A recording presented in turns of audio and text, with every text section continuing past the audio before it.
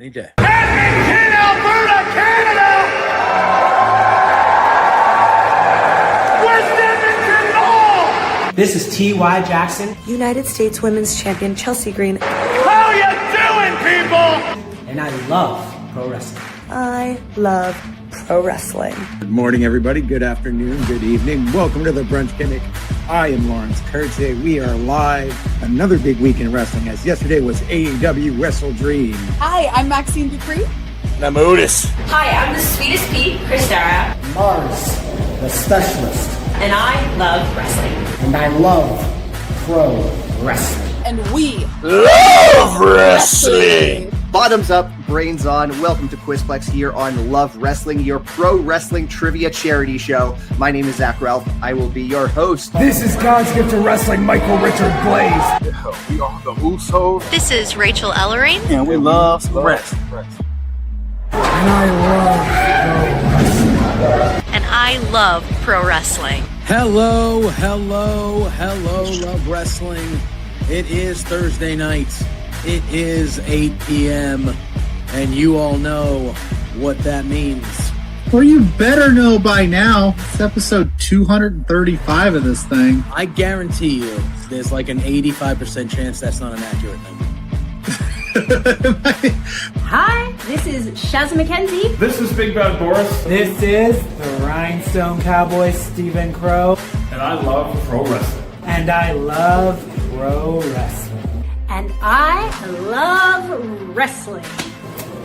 If you're here, thanks for being here. It's for Exposure, Love Wrestling's Independent Weekend podcast, where we break down all the best happenings of the world of the independent wrestling side. I'm Peta, I'm wrestling, and what? I'm the alternative Anthony Green. And I love pro wrestling. And I love wrestling. And I love wrestling. I love wrestling. And you know what? Ben Casero.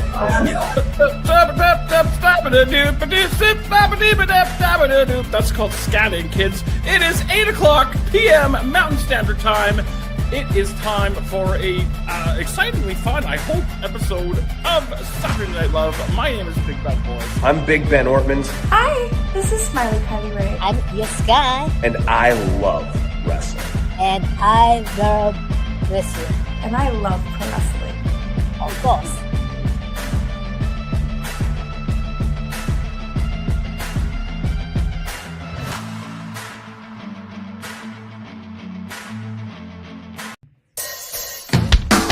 Hello, Love Wrestling.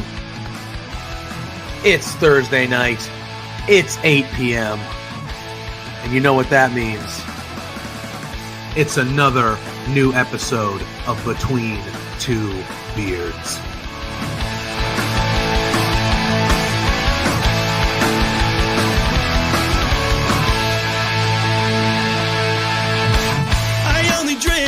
Can we start off with the biggest news of the week? The Rats lost! But every night I'm making new best friends, and the only problem is you like having a good time.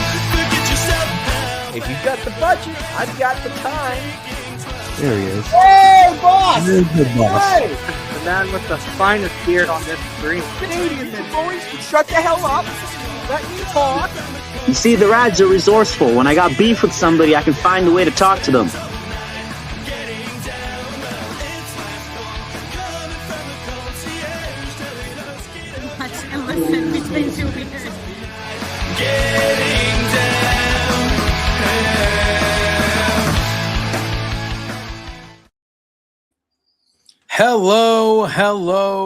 Hello, Love Wrestling. It is Thursday night.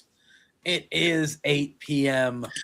And you all know what that means. It means we live in a world where the New York Knicks are your NBA champions. How fucking dare you?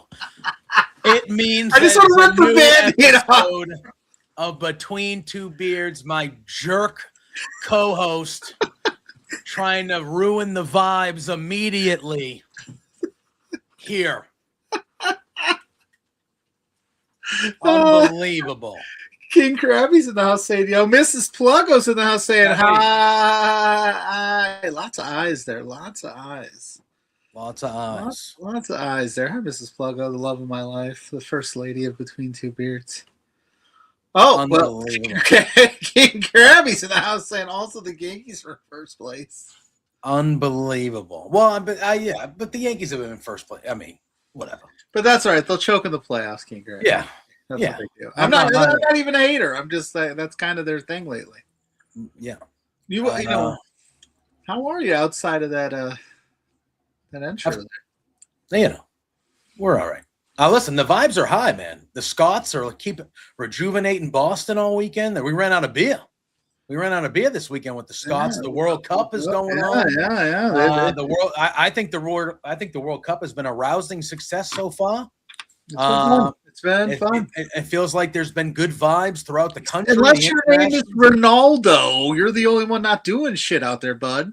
You know, what a time. The Democratic Republic of Congo, baby, getting their first ever point by drawing with Portugal. We saw the United States for the 4-1 victory on Friday was the most goals that was the biggest Argentina victory in a World Cup game. I think it was the most goals they've scored in a World Cup game. Yeah. And they did it without their best player in the second half. So that's a good sign. Yeah, that was good. We saw Spain, who's a heavy favorite. They tied with Cape Verde, who had the 40-year-old goalie who played the game of his life. He had 50,000 Instagram followers before that game started, and within 2 days, he had 9 million. Good for him. World Cup, baby. Incredible. Yeah, I think the vibes have been good. I don't know if you've seen any of the videos of the Scottish people in Boston, but holy shit. They're vibing. I saw them, but holy shit, what a time. What a time to be alive. What a time. Speaking of vibes and speaking of beer, did you watch NXT this week? I have not. Okay, I saw something on NXT that I've never seen before. Thea Hale came out. Okay. We got to talk about it. She had a new entrance where she shotgunned a beverage. I'm assuming a caffeinated beverage because she likes to party. Yeah, But she did it like this, she cracked it down here. That's how you do it. Yeah. But then she tipped it and drank it this way. I've never seen anybody do that. I don't know if she just in the moment messed it up. I'm used to you crack it here, then you. Yeah, that's how you're supposed to. That's the proper form. She popped it, fumbled it a little bit, and went this way. Wouldn't the liquid then be falling out of the other? Well, I'm assuming that once you shoot it down and get your hole, it'll come down this way. And maybe it's the same premise, but my entire life. Yeah, that's how you do it. That's how you do it. So, Thea Hale, I need to know, was that just in the moment you fumbled the bag? Or is that because she's, Because she pulls it out. Is that how the younger people are doing it? That's what I gotta know, and I think Thea Hale would know. Maybe she's on to something that I'm not. I haven't shotgunned something in quite. I don't know if I could. I think I'm too old. I think there's an age. But I've literally never seen that. She pops it here, and then she cracks and goes like this, and then just. And I was like, is that the same? I'm assuming it's the same premise because the airflow, that's really all you're going for. Sullivan, you've never shotgunned a beer ever? But let us know in the chat how you do it. But welcome to the Tatum Army, Pluggo. Scotland, no party. Yeah, no Scotland, no back party. In the house, Boris. Yeah, and it's been on my mind since Tuesday. And like I said, I have the new Tom Holland non-alcoholic beer in my hand. Tom Holland, Spider-Man? Yeah, he made a beer he made non-alcoholic beers, and he made. So I'm giving him a shot, and he made him some for Zendaya, I guess. She doesn't drink. That's his lady. So I've got them. They're at the workplace. I thought I'd try them, but yeah, I was just sitting here looking. I'm like, okay, because I feel like once you crack it here, you got to hold it to keep the liquid. Once you go like this, it's going to start pouring out. That's what I'm saying. Yeah. So. Yeah, see, King Krabby saying, "Nah, you drink it at the bottom after you crack the hole." Correct. Yeah, so that's the proper way. I've been shotgunning beers my whole life up until I became a real adult. But when was that? I don't know if I'm actually a real adult. I just stopped shotgunning beers. Yeah, but yeah, I'd never seen that before, and I was like, and I love me some Thea Hale. She's the best. I'm just very confused, and I need answers, Thea, if that's the way we do it now. Or if I'm crazy and you just, in the moment, the lights were bright, things were happening, and you just did what you had to do. I don't know. I don't know. I don't know. We got Fernando in the chat. So maybe those Scottish fellas that are hanging out at the bars in your area could, they probably don't shotgun beers. They're just like, we just crush them. Not.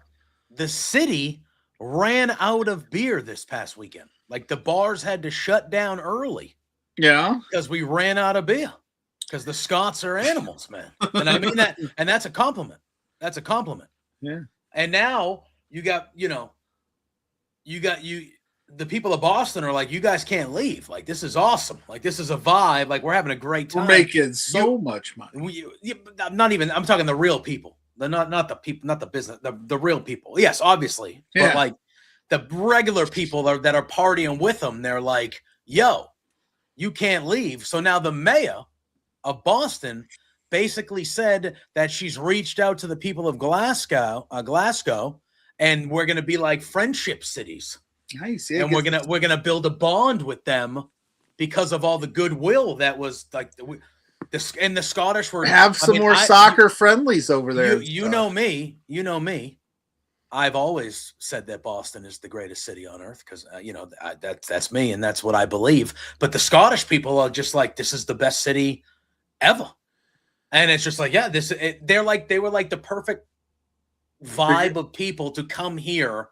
And just live, and we needed it because the Red Sox suck. What if the Scottish team got a different draw? Would they still have the same impact in another city, or is it just perfect? I think they would have had a good time in another city. They seem like people that would have had a good time anyway. But I really feel like Boston was like the perfect, like just the attitudes of us that we just kind of, it just works. Chicago's number.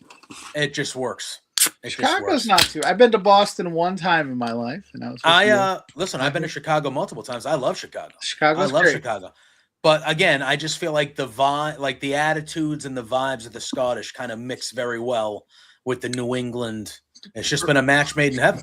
And then Max said he wants to see me and a kid if the Scottish win. I don't know about all that. Kilt. I don't know. Yeah. Maybe. I mean, I could probably pull it off. And then we had the Norwegians here.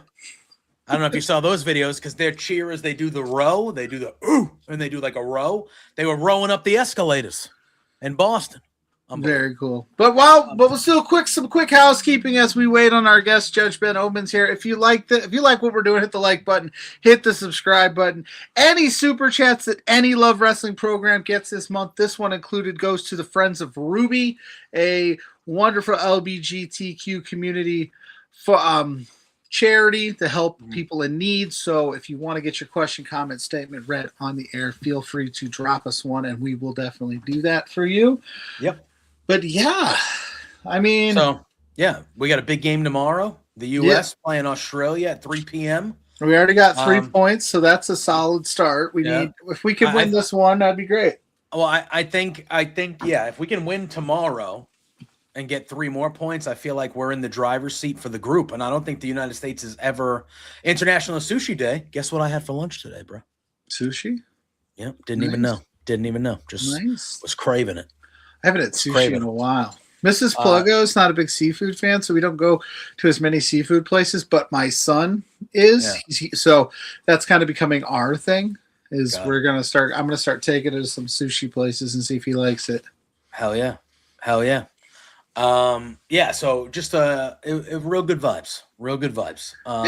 It was nice to see. It's been cool to kind of see the World Cup kind of take storm in America over here, and like it's just cool to like watch all the stadiums and all the people, and we're like really behind it. Like, we're not a soccer nation by any stretch of the imagination, but and granted it's the World Cup, but we're selling these places out. People are behind it, so I'm loving it.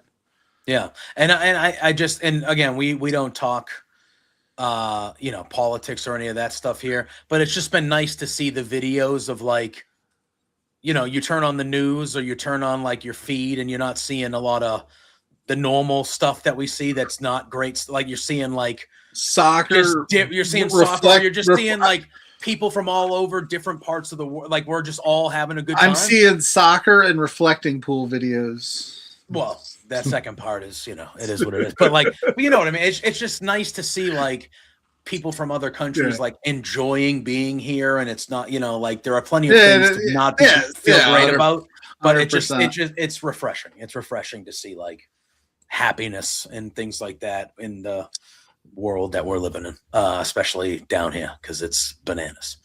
Sullivan, it's almost like all the regular people around the world seem to just have a good time.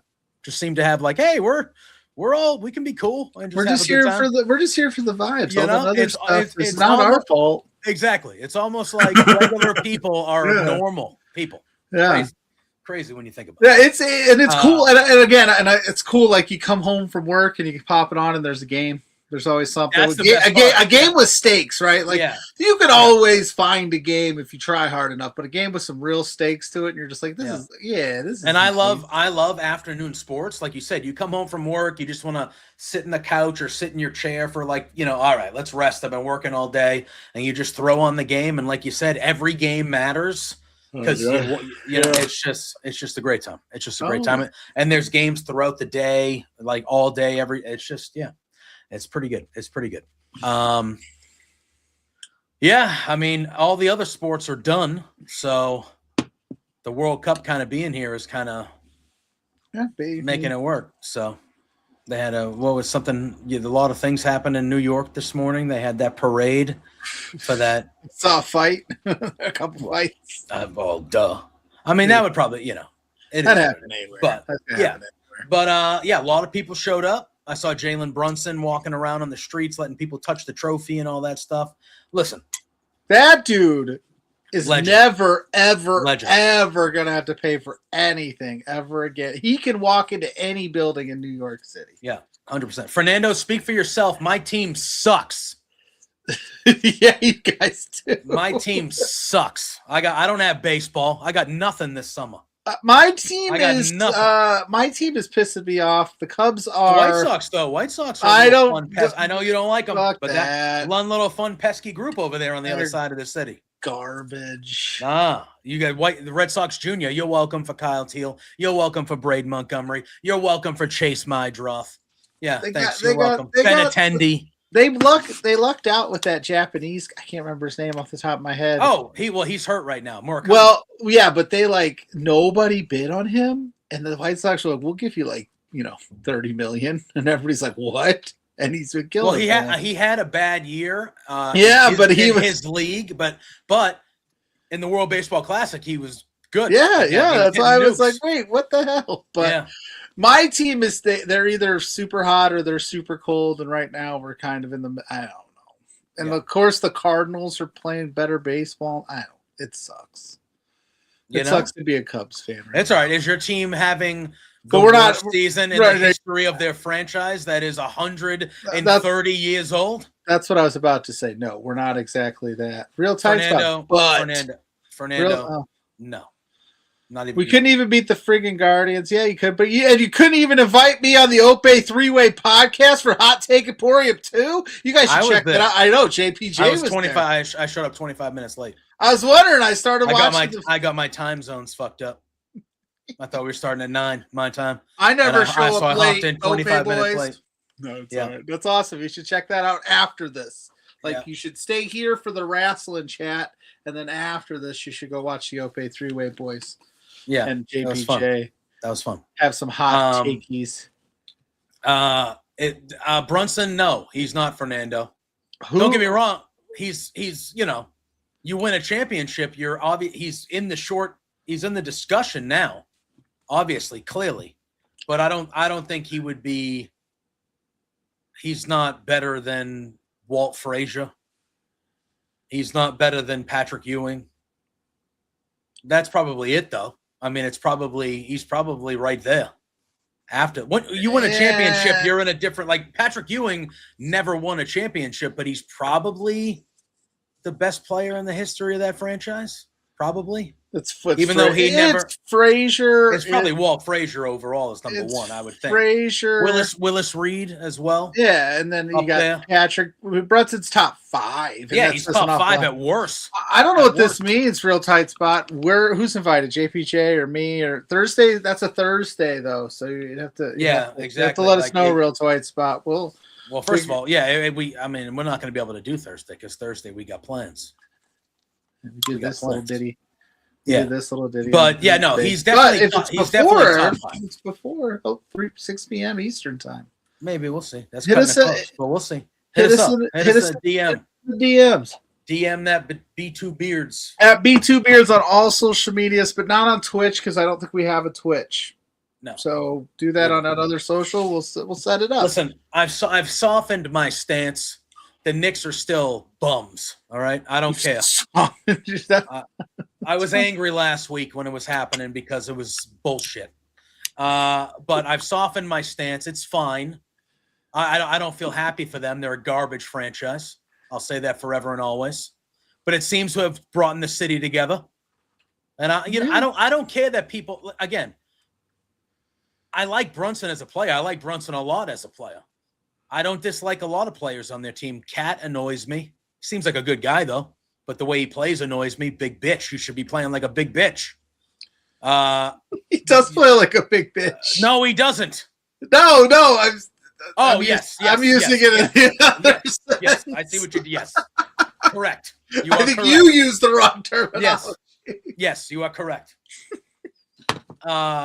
He definitely. He annoys me. He's a good, talented player, number 1 overall pick. Like, he's a good player. He was essential to them winning. Like, he's a good player, but he's a big guy. Like, he should be playing more like he's too finesse for me for a guy of that size. Add that element to your game. That's what makes a guy that size special, but he plays too much that way and not enough. Get the fuck after it. Get in the middle and beat some people up. Bothers me. And that's not all his fault because the game is definitely catered more to the big men playing that way. Wemby's 7'5" and shoots threes, for crying out loud. You don't like his step back 3-point game? I would rather him have a step back turnaround jumper in the paint or a step back hook in the paint. That's what I would rather. But listen, they won the championship. It is what it is. I just wish that people were even remotely talking about how easy of a run they had to the championship, like you were bashing my Celtics 2 years ago, every series, when they literally faced the Hawks, a beaten down Sixers team, and a friggin' Cavaliers team that didn't even show up. I knew you were going to go. We could probably, if we walked it back, we could probably find easy pass to the final. Yeah, a lot of the time. Every year somebody goes, oh, well, the Celtics had it easy that year. Oh, the Warriors had it easy that year. Oh, you could just, I think that's just something people say because they're upset. Yeah. So, I had to deal with that 2 years ago, and now everyone, whatever, dude. Listen, my whole life, even though they've been irrelevant my whole life up until this last couple seasons, I've always been told that New York was the mecca of basketball, even though they didn't win jack shit for 53 years. They were the mecca of basketball. Well, the mecca of basketball has a championship. The parade looked like it was a shit show, but it looked like it was a good time. It looked like, for the most part, people were having, good for them. Good for them. Yeah, I still sports hate all of you. I will say every this. Single one of you. Do you think Victor Wembanyama's bummed that he woke up Sunday morning, realized he'll never be in the greatest of all time conversation because he lost that NBA Finals at 22? Why? Why would he never end up being in the? What? Because you got to win them all. He would have been That's better. Not true. That's Jordan won 6-0. Jordan won 6-0. I mean, Jordan wins 6-0. Look at that. Is Wemby's 0-1, but 6-0 can never be the GOAT. 6-0 is. Yeah, but that's what I'm saying. Wemby he'd have been better off. Not even making it to the NBA. It would have been better, or it would have been better off if he won it. So, but again, this is where, and it's a different sport. But I have been not that I can get behind. Bring back the New Jersey Nets. Yeah, remember them? I hated that. I hated that team in the early 2000s. I loved that team. It's so good. Keith Van Horn. I wanted to slap him. But Keith Van Horn was a guy that you hated him if he wasn't on your team. Keith Van Horn, Kenyon Martin, Jason Kidd, Rip Hamilton. You hated all those dudes unless they were on your team. Oh my God, I hated him. I hated that team. Sullivan, not a bad point. Not a bad point there. Plus, I think the league is just different now.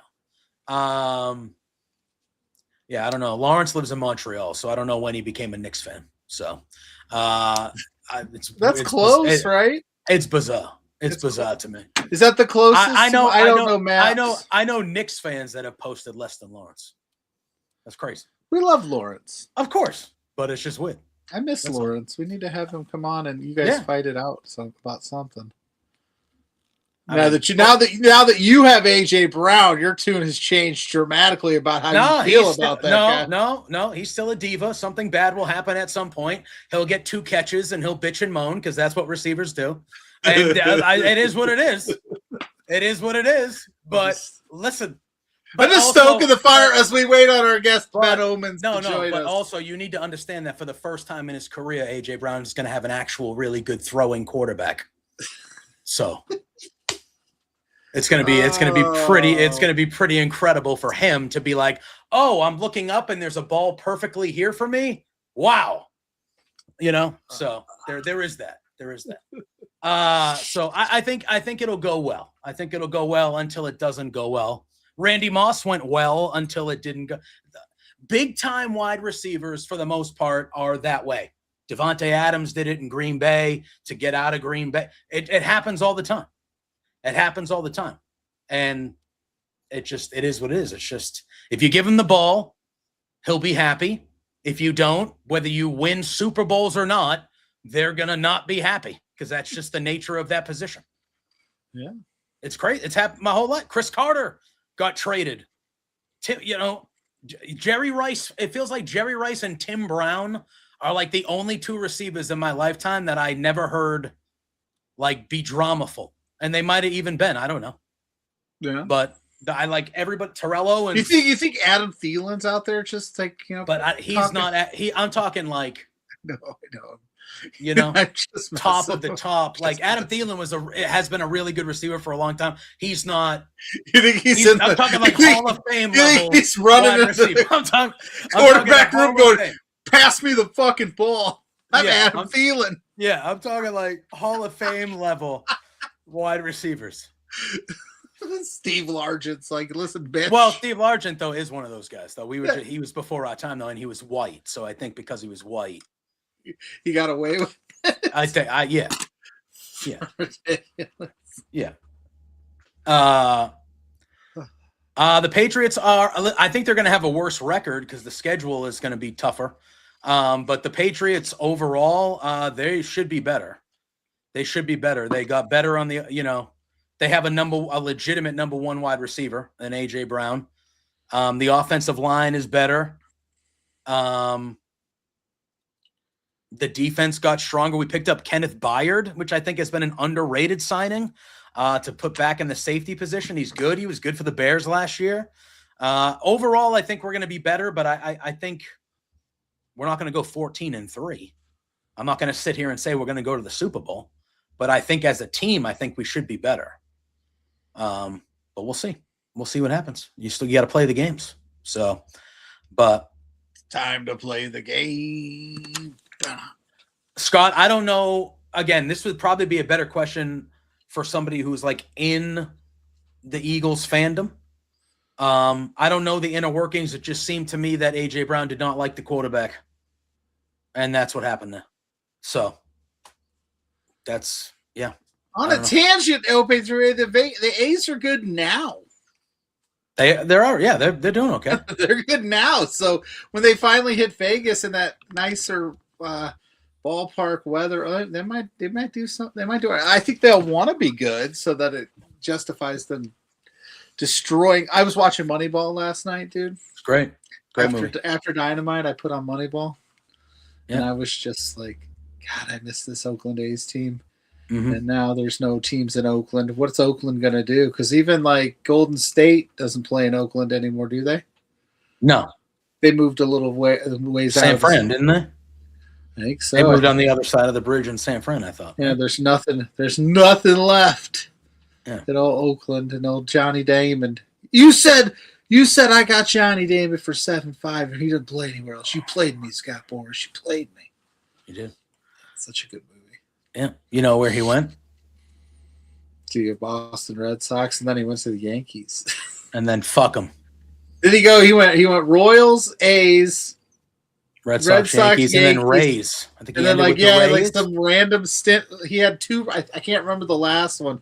I think he ended. He ended with the Rays. There might have been a team in between the Yankees and the Rays. He ended with the Rays. I'm pretty sure. I remember him being in Cleveland for something. He might have, but I'm pretty positive he ended with the Rays. The only problem with Moneyball is they gloss over the fact. Yeah, he ended at Cleveland. He played 64 games in Cleveland in 2012. He had after the Yankees, he went Detroit, Tampa Bay, Cleveland. All right, so it's the other way around. All right. Yeah, I had to check because it was going to eat me alive. But yeah, the only biggest problem with Moneyball is we're not going to talk about the 3 Cy Young caliber pitchers we had. We had the AL MVP at shortstop. We had Eric Chavez at third. We're not going to mention any of those dudes. We're just going to talk about Chad Bradford for an hour and a half. Well, Scott Hatterberg. Yeah, legend. Of course. It's Scott Hatterberg. Former Red Sox legend, Scott Hatterberg. Can't throw the ball. He's got irreparable nerve damage. Yeah. They're like, yeah, but we've got Miguel Tejada.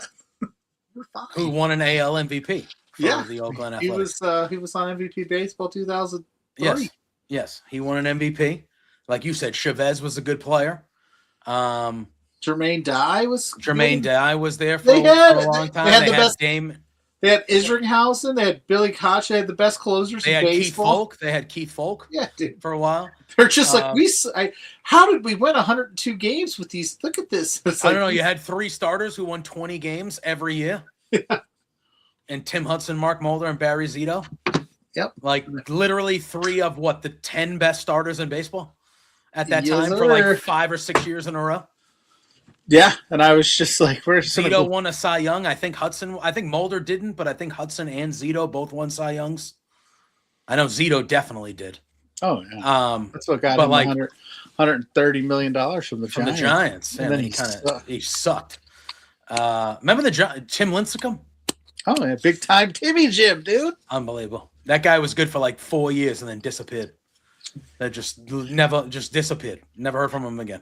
He won like 3 Cy Youngs in 5 years, and then he was out. See you later. I'm good. I was like, what? Boris, you don't have to apologize. They're terrible. It's unbelievable. We got swept by the Blue Jays, which I mean, it's about right. Today felt like they played in the afternoon today, and they lost. It was like 2-0 early, and I was like, this is over. We're not scoring runs. This is over.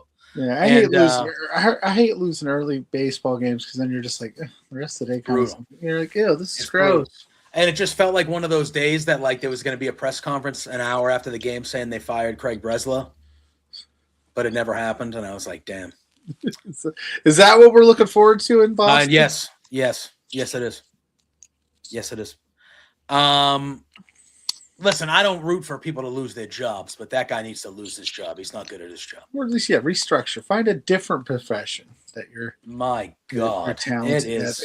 Get those likes in, get those subscribes in, drop them super chats. We're donating all the proceeds to the project. Ruby, the Friends of Ruby project, I should say. My bad. Yeah, we will have Judge Ben Oomen joining us here. Shortly, we're going to be discussing some LPW 49 that is happening this Saturday. Hey, bud, let's party. The biggest event that we've ever run here at LPW. Yeah, it's got a hell of a card. He is the head referee. He will be reffing throughout the event. And we're going to be discussing a little bit of the show. How he's going to call it. I feel like he's been rather fair since he had to leave the Reds. He has been. Yeah, he's been doing his job. I feel like he's just been straight and narrow. So we're going to talk some LPW 49 when Ben hops on here, and then we'll obviously go through the week that was in AEW. While we wait on Ben, let me ask you a quick question. Do you like that we're not going to get Liv and Raquel and the Queen of the Ring?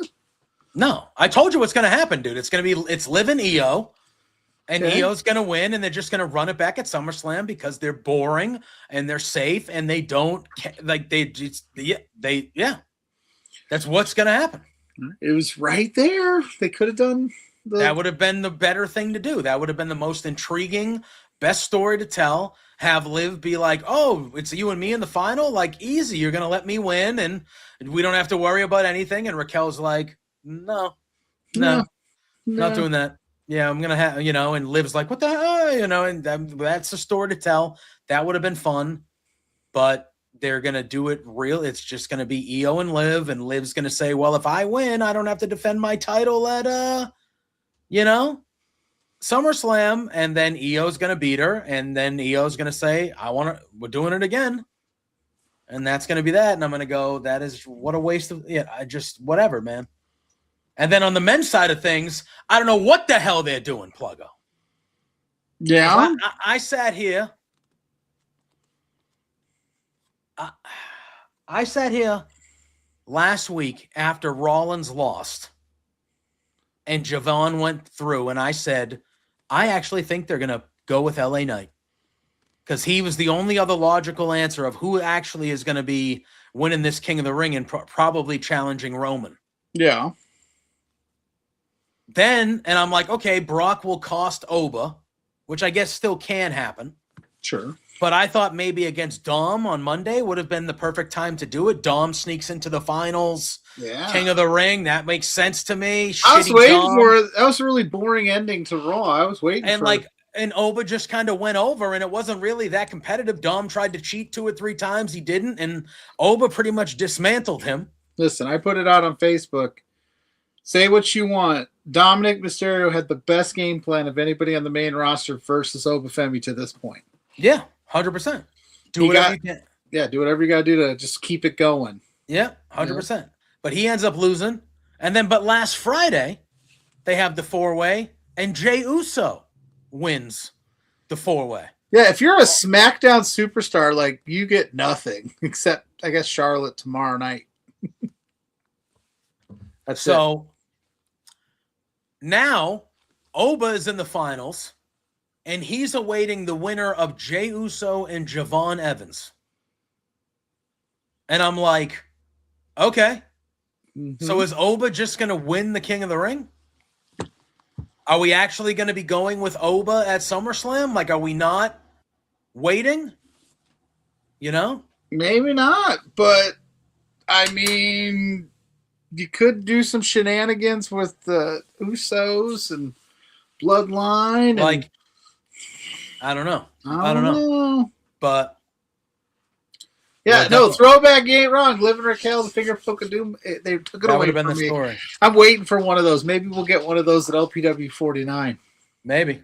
That'd be fun. Well, speaking of, yeah, our man is here. Our former foe turned friend turned head referee. He hasn't. The last time he was on here, he yelled at us. Hopefully, we don't, suffer the same fate. But the head referee of LPW, Judge Ben Oomen, is in the house. What's up, brother? Oh, are you muted? You're muted. Uh-oh. Uh-oh. Oh, look at Scott saying he thinks Shay wins and challenges Roman. That would be interesting.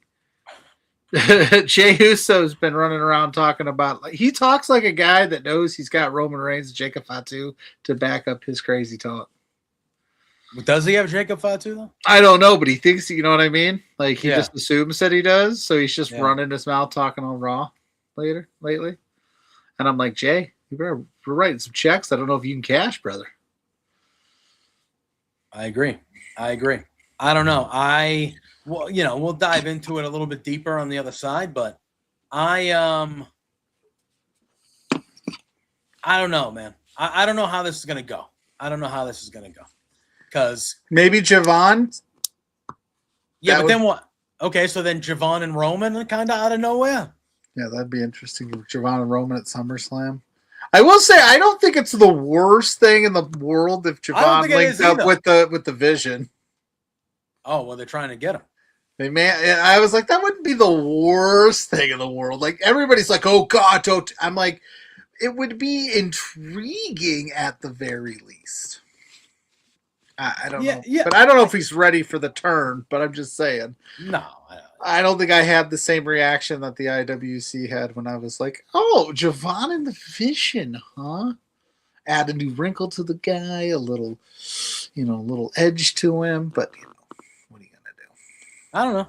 I kind of liked him the way he was talking on Monday. He was talking shit. No, I didn't hate it. I'm just not give saying. a crap. I don't know. I just think people were like super against it, and I was like, I don't know if I'd be a super against it. But Javon versus Roman at SummerSlam, I don't think sells the tickets. Jay versus Roman at SummerSlam sells tickets. Oba versus Roman absolutely is what you want. So I don't know how they've decided to do this or what they plan to do. I guess we'll know tomorrow night. Yeah. So, all right. I think we're going to try this again. Ross back on at 2 p.m. Yeah. All right. Let's try it. Judge Ben Oomen, head ref, LPW. Hello. Hello. We can hear. Yay! Yes, okay, we're alive. We're alive. Sorry How are about you, that, friend? guys. No, you're good. I'm good. I'm sorry that I'm late. My real job took up too much of my time, but I'm here. Oh no! No worries. What a shocker! What a shocker! Yeah, that terrible. Yeah, terrible. Real jobs, the best, aren't they? Yeah, they're awesome. Yes, but it's been a little bit, friend. How are you in general? Yeah, I'm good, man. I'm wrestling has me busier than ever. My schedule is awesome right now, and things are good. And I'm looking forward to NAIT. How are you guys? We're good. We're doing good now. I was going to ask, Finger Poke of Doom. Have you ever refed one? Would you want to ref one? No, I've never refed a Finger Poke of Doom. I would be ashamed to ref one. The closest I ever had one time was when I was refereeing the Rads when I was a POS, and we somebody's schoolboyed a guy, and I flipped them over and fast counted for Rich. That's probably the closest I've come to that. Wow! But I wouldn't want to do it. No, why is there? But you would have to though. I would. You would have back to. Then I would have had to. Yeah, I mean, yes, I would have to. That is my job. I am a lawful good these days, so yes, I would technically have to. Dang. Unless it involved Thaddeus Archer, then I would not. Wow. Yep. Yeah, I don't know if you saw, but Thaddeus Archer did talk trash about both of you. Oh. On Instagram a little bit earlier. So. Oh, I did see that. Yeah. Well, you know what? He's a shocker. So yeah, he's not a wrestling guy, so that's okay. That's fair. But big weekend, LPW 49. Hey bud, let's party this Saturday. Yeah, one of, if not the biggest show we've run here at LPW. Just talk about the general excitement building up to this show this weekend. Now it's here. It's a few days in front of us. Just how excited you and everybody is to just put on this show this Saturday. Yeah, I'm very excited. It's been a long time coming. This has definitely been in the can for at least a year, trying to get this to work out. It was supposed to happen earlier than expected, but we landed on a date. We have been working our asses off in the office to try and make this show as big as possible. Quite frankly, it is, I would say, like West Edmonton Mall and the Oil Rumble, and even some of our like anniversary shows have been big and important and mean a lot to us. But this is the biggest challenge, the biggest risk, and hopefully the biggest reward that LPW has ever put on. The venue itself is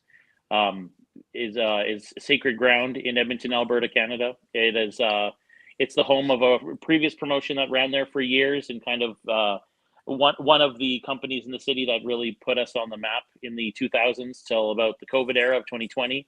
So the NAIT Gymnasium, if anybody's not familiar, is it's part of the Northern Northern Alberta Institute of Technology. So it's one of our trade schools out here. It's huge. Their venue is a large venue, holds almost 1,000 people. I've been to a couple shows where they get pretty close to that. And obviously we are hoping for those similar numbers that we had in the past, but it's when you think of Calgary, you think of the Victoria Pavilion. When you think of New York, maybe on the bigger scale, you think of Madison Square Garden. When you think of GCW, you think of the Atlanta Showboat, the showroom. You know what I'm talking about, right? Yep. This is our main base in Edmonton, so it means a lot. I've been going to shows there since I was 10 years old. It was my first independent show, and I went there. And I saw TJ Wilson or Tyson Kidd do a Harlem Hangover off the top of a cage onto a guy draped through the ropes. And ever since that moment, I've kind of been hooked on independent wrestling. So coming back there is a big deal for me, especially being a fan that long. But the roster as well. It's very excited times to be there. Hell yeah. Hell Yeah, yeah. I was gonna say everybody I've talked to this point just talks about how this venue was like very important to a lot of people, and it's very cool to like. This is the first show there in 6 years. 6 years, yeah. And you're going to be a part of it. You're going to referee it. And for some reason, I don't know how you feel about this guy. He just popped in out of nowhere in the back here. No, don't be Thad. It's not bad. I wouldn't do that. I didn't do this to you. No, it's the voice. It's the voice of LPW. Woo! We love Boris. It's Big Bad Boris. Okay, you guys are good. All right, sweet. 2,000 for a dress once in 2006 at NAIT. 2,555 days from the last PWA show at NAIT to 2 nights from now at LPW 49. I just saw Ben was coming on the show, and I was like, I want to come on and say hi to Ben. I can kind of speak a little bit to what you were talking about. There's video of young, like 9-year-old Ben Oomen chasing or like running around while I'm swinging kendo sticks at people, and it blows my mind.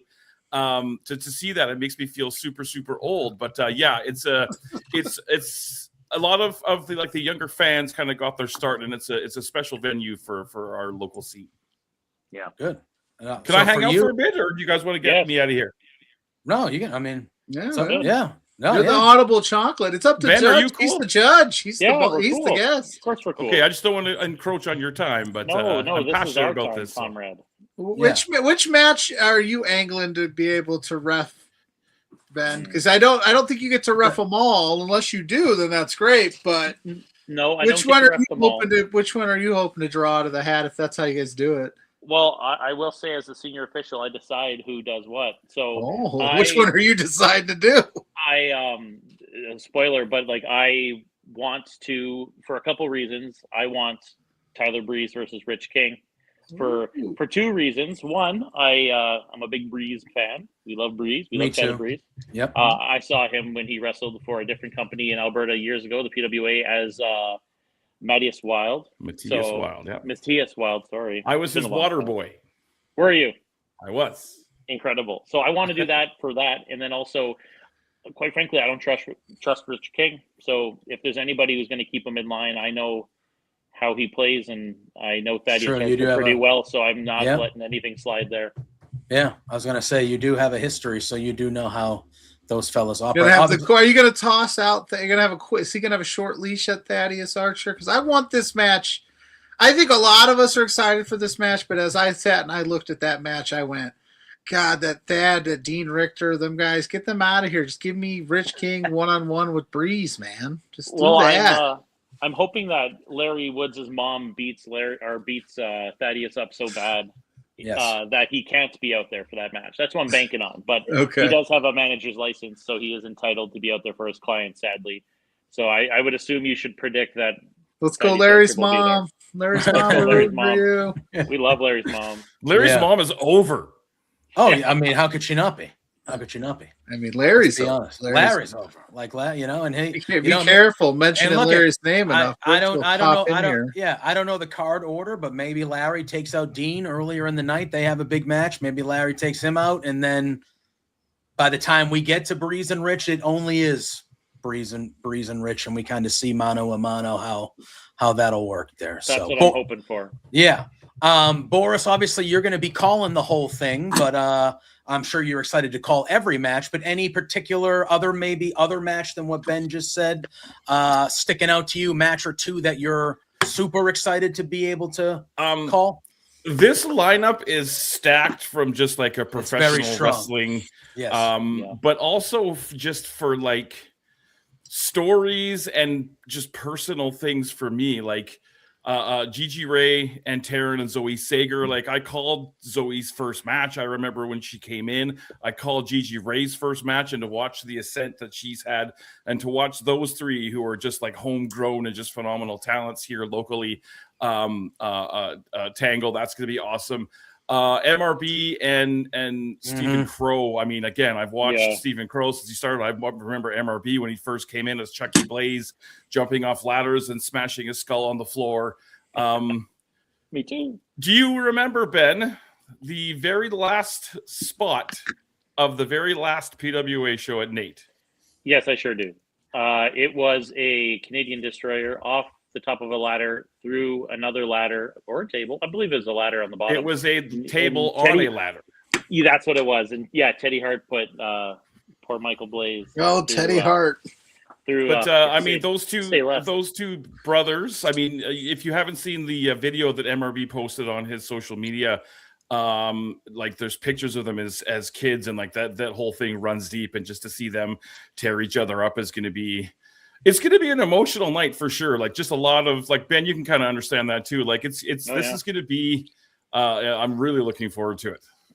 Yeah, that one has huge emotional stakes. I'm in a way very glad that LPW is taking a hands-off approach and making this like an unsanctioned a contest and keeping the refs out of it as much as we can. Yeah, Taryn From Accounting's kicking that one on. Yeah, it's genuinely it's beyond something that LPW can handle. So I'm glad that they're taking matters into their own hands and handling this themselves. She's literally going to be there just to count the 1, 2, 3, I assume, or decide to finish. But I mean, that's got to be tough on her, man.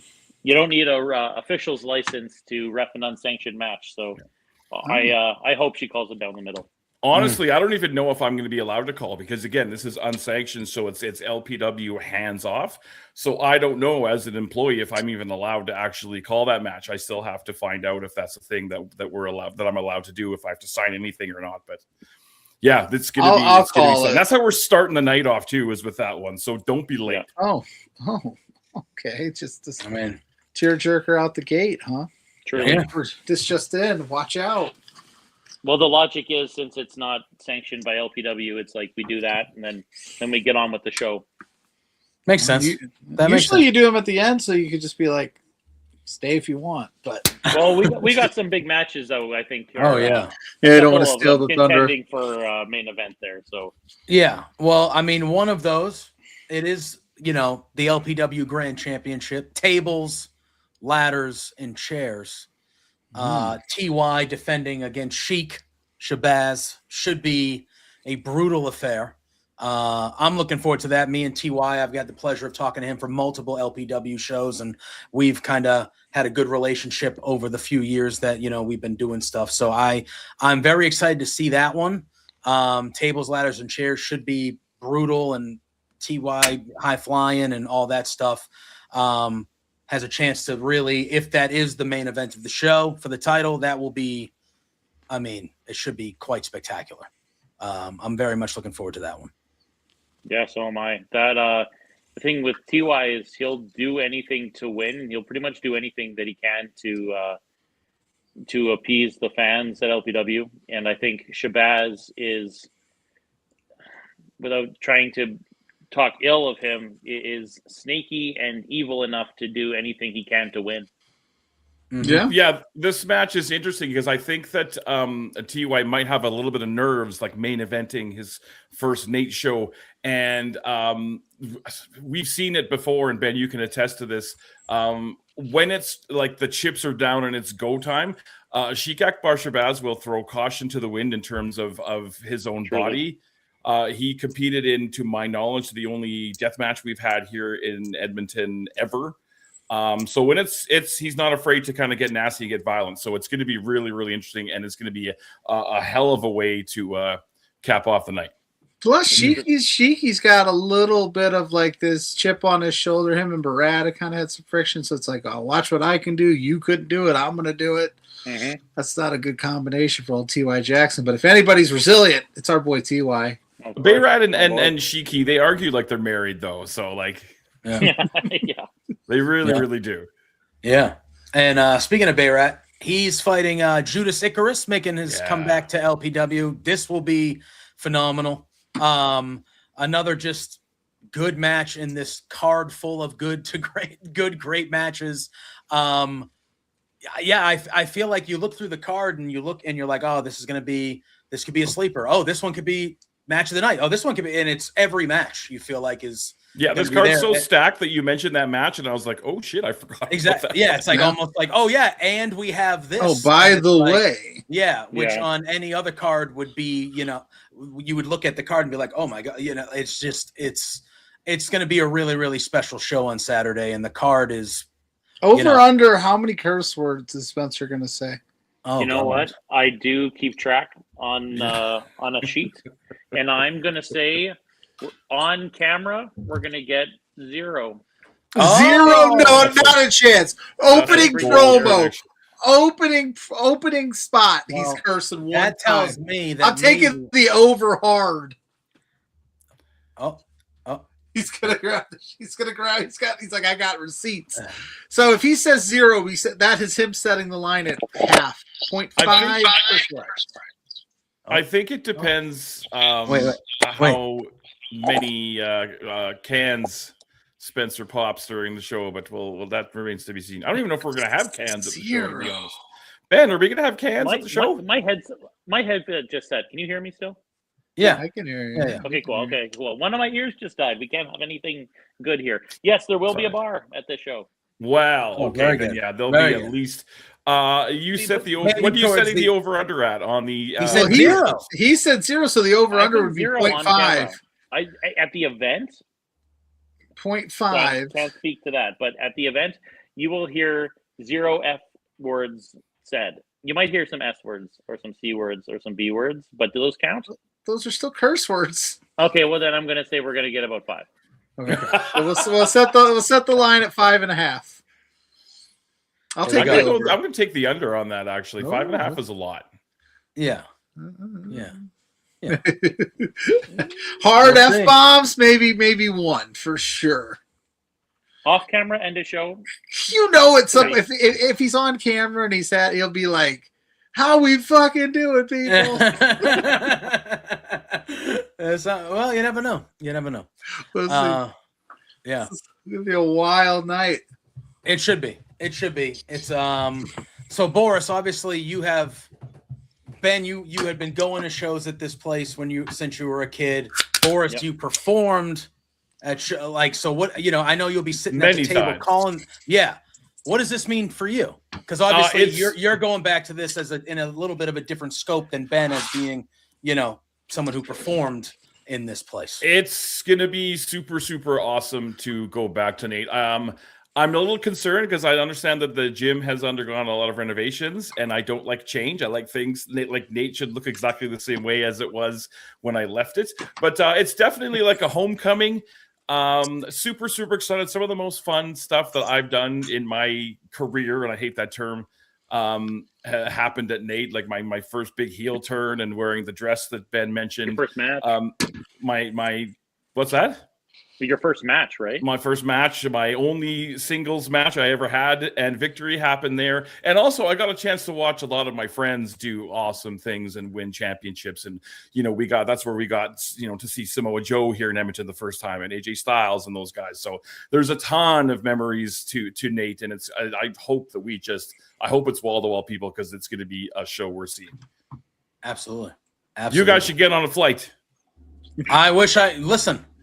If I could, Spencer, he messaged me months and months ago, and he was like, if you were ever going to make it back out, like at some point, this would be the time. And I was like, brother, I wish I do. Yeah, I hear you.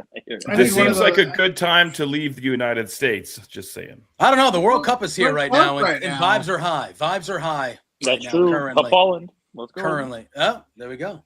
Speaking of the World Cup, I'm not a soccer guy, but Canada put up 6 tonight. Yeah, 6-0 against Qatar. Wow. That was pretty good. Yeah, it's pretty good. But Pluggo, go ahead. I was just going to ask, as you said, we talk about the NAT. I've been saying it wrong the whole time. What is your favorite match you've ever seen there between the two of you? Ben, you go first because I got to think. Okay. I'll put him on the spot. There's some easy answers of I did see AJ Styles and Samoa Joe in 2007 and Peak Impact wrestle there, which was crazy.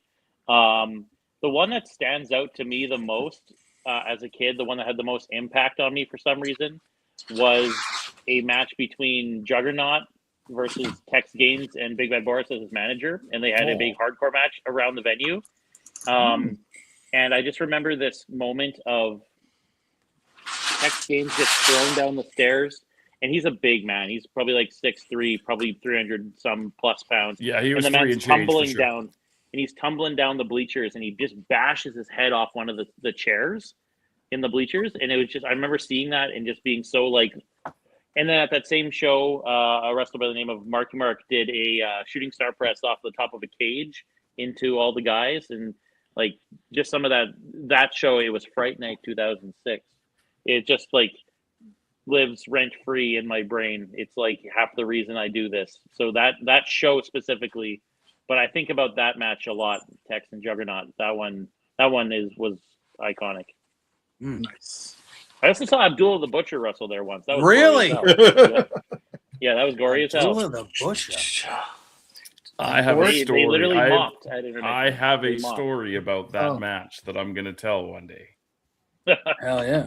I've been teasing, talking about. It's not even that good of a story. It's just a story about me. And yeah, one day I'll tell that story, but not today. Dustin in the chat is saying Boris is one of the NAIT shows where you got hit with the keyboard. Yes, one of the NAIT shows is absolutely got hit with the keyboard, and it hurt like hell. Yes, Good Juggernaut, job. the guy that you just mentioned, was the one that hit me with. Was it the NAIT? The show Which letter hurt? Which letter hurt the most on that keyboard? It wasn't a keyboard like piano. It wasn't a computer keyboard. It was like a piano keyboard. Oh, like what do they call those? Like a synthesizer kind of thing. Okay, I got you. So okay. it would have been the C sharp note, probably hurt. Yeah. The C sharp. Oh, that's good. Boris, you have a match that comes to mind, or are you still thinking, or? Bear with me for one second. I think Boris is trying to. Oh, is this what he's talking about? Any comfort? Oh, Tex Gaines takes a tumble down the stairs. Oh, jeez. Yeah, this is wait, happening. I'm right there. I'm standing right there. I swear to God, I'm in this shot. There I am in the camouflage. Right. Oh, that's you as a child. You're getting this fired up, dude. You were one of those kids, huh? Yeah. Right here. Yeah, right in the way. Yeah. Okay, so that is Judge Ben Oomen right here. That is me in my dress. This is the match where Juggernaut destroys me, but I also can find Marky's shooting star. Yeah, that if you bear with me a second here. Please don't die, champ. Shooting. Oh man, pretty good. I would. Yeah, that's pretty good. That's pretty good. As for matches, like Marky winning his first PWA title was a really good moment. There's tons of old stuff with TJ Wilson and Harry Smith as the Stampede Bulldogs. Had some great matches with the new Karachi Vice, which is Gamma Singh Jr., who's in TNA, and Tiger Raj Singh, who was Jinder Mahal. Mm-hmm. And then like local legend guys like Duke Durango and guys that never really like went anywhere, but like around here, they're like godly legends. A lot of guys we brought in, Christian and Al Snow and I got that one. Frick, so many guys, so many shows. Yeah, I can't just so much stuff. It's too much. Some crazy like ladder matches went down there and some crazy cage matches and stuff. Yeah. Hell yeah. Very excited. Go ahead. Boris, I talked to Tyler Breeze and I talked to MRB, and they mentioned that crazy death match, ladder match, crazy. Do you know where I could find that? Neither Which one crazy of them. death match, ladder match? They had a match where they got bloodied up, and there was a ladder, and him and Breeze went crazy. MRB. Oh, this is I don't know if there's video of that. I can't. I had to ask. I want to say that was Acadia in Calgary. I want to say, but I might be wrong. But I know I am a wizard at cage match. Let me find out. I know it was one of MRB's. It was one of MRB's first matches in PW, I believe, one of the first handful. And yeah, I know he got a lot of color and he did this like wild dive off the top of the ladder. Yeah, they were talking about it. I don't know if there's video. I've never seen it. I don't have it. All right. And then Ben Oomen is Grainmaker's top 3 favorite judges, along with Judge Judy and Judge Jeff Jones. I don't know who Don't Jeff forget Jones. Joe Brown, man. Joe Brown doesn't get enough love. Joe Brown. Yeah, Judge Joe Brown. What about Aaron Judge? No. First of all, fuck Aaron Judge. Second of all, Judge Jeff Jones was that guy that used to hang out with Mike Awesome in ECW back in the day, who wore like the judge robes. He used to be. What about Judge Mills Lane? Judge Mills Lane, I'm cool with. Okay. I preferred him when he was a referee, though. Who was the People's Court judge? The first one? Judge Wapner. Okay. Yeah. All right. Yeah. I found the match. All right. What is it? Can you It watch happened it on- anywhere? I'm going to find out. Oh, I have a date so I can get Boris to hunt through the tapes. But this happened on Okay, so go ahead. July 4th of 2009 at the Century Casino in Edmonton. It was a four-way ladder match of Super Wild, Dan Myers, and Mattias Wild versus Alex Plexus and Markey versus Andrew Hawks and El Reverso versus the Young Lions of Brandon Van Danielson and Chucky Michael Okay, Richards. that is not the match that I'm thinking of. Oh, then it might be. Well, then I don't know. Yeah, this match happened. This match, I want to say, happened a couple years before that. Maybe not a couple of years, but a little while before that. And I'm positive it was in Calgary at Acadia, but I don't remember. How wild is it to get Tyler Breeze back in Edmonton? He said he hasn't been back since, I think he said 2009 was the last time he was in Edmonton wrestling proper. So that's got to be a big get. And apparently, like I said, he's had these crazy matches with some of the people that we're going to see on this card and others, but that's got to be pretty cool to have him coming home. Yeah. And he doesn't do a lot of these dates. And he said he's very, he liked what LPW had to offer in terms of like the presentation, not just, obviously money's probably important too, but he was like, I like the vibes and I like the styles. So how cool is that Tyler Breeze is like, I want to come hang out with you guys in Edmonton for the first time in 17 years? Well, I mean, it means a lot to me personally because, of how much work me and the rest of the team put into LPW, that people on the grander scale look inwards and see something desirable. I think that's all you can really ask for in running and helping organize a independent wrestling company. I mean, Breeze really did make his break here in Alberta and British Columbia. And it's pretty cool to see that, come full circle and have somebody with that much status come back and want to come back and be willing to come back for a show that means the world to the company. That's huge. Yeah. When I heard, I was very excited. He's one of my favorites. I did not know about the history that he had in Edmonton and stuff like that. Like, I only know from what I obviously had seen with his time in NXT and stuff like that. And one of my all-time favorites, I love that character. I thought that character, the whole time he was in NXT, I was like, this is a character that will have a job on the main roster for 15 years, just being kind of like a core guy, whatever. And it's just very cool that he's coming. Like Pluggo said, he doesn't do a lot of these type of appearances and shows and wrestle a ton, So he had 4 matches this year. Exactly. So for, like you said, for him to be like, yeah, that's a place that I will take time out, like I'll go to and do that. That says a lot. It says a lot about what we've built here and what you guys have put together and built here over these last handful of years. And yeah, it's a big time show. I know we're all excited about it. I'm sure you guys are even more excited than Pluggo and I are from afar. It's very, very close. It's really going to be a special day on Saturday. And I'm very much looking forward to being able to, see it and watch it. And, it's going to be special. So it's going to be awesome. Guys, after this, we had 50 of these things. Yeah. Just standalone LPW. Isn't that crazy? That's true. Isn't that wild? I was thinking about that the other day. I'm like, it feels like life stopped for a lot of people in the pandemic era, and we kind of launched out of that, and it just feels like it hasn't been going on as long as it has.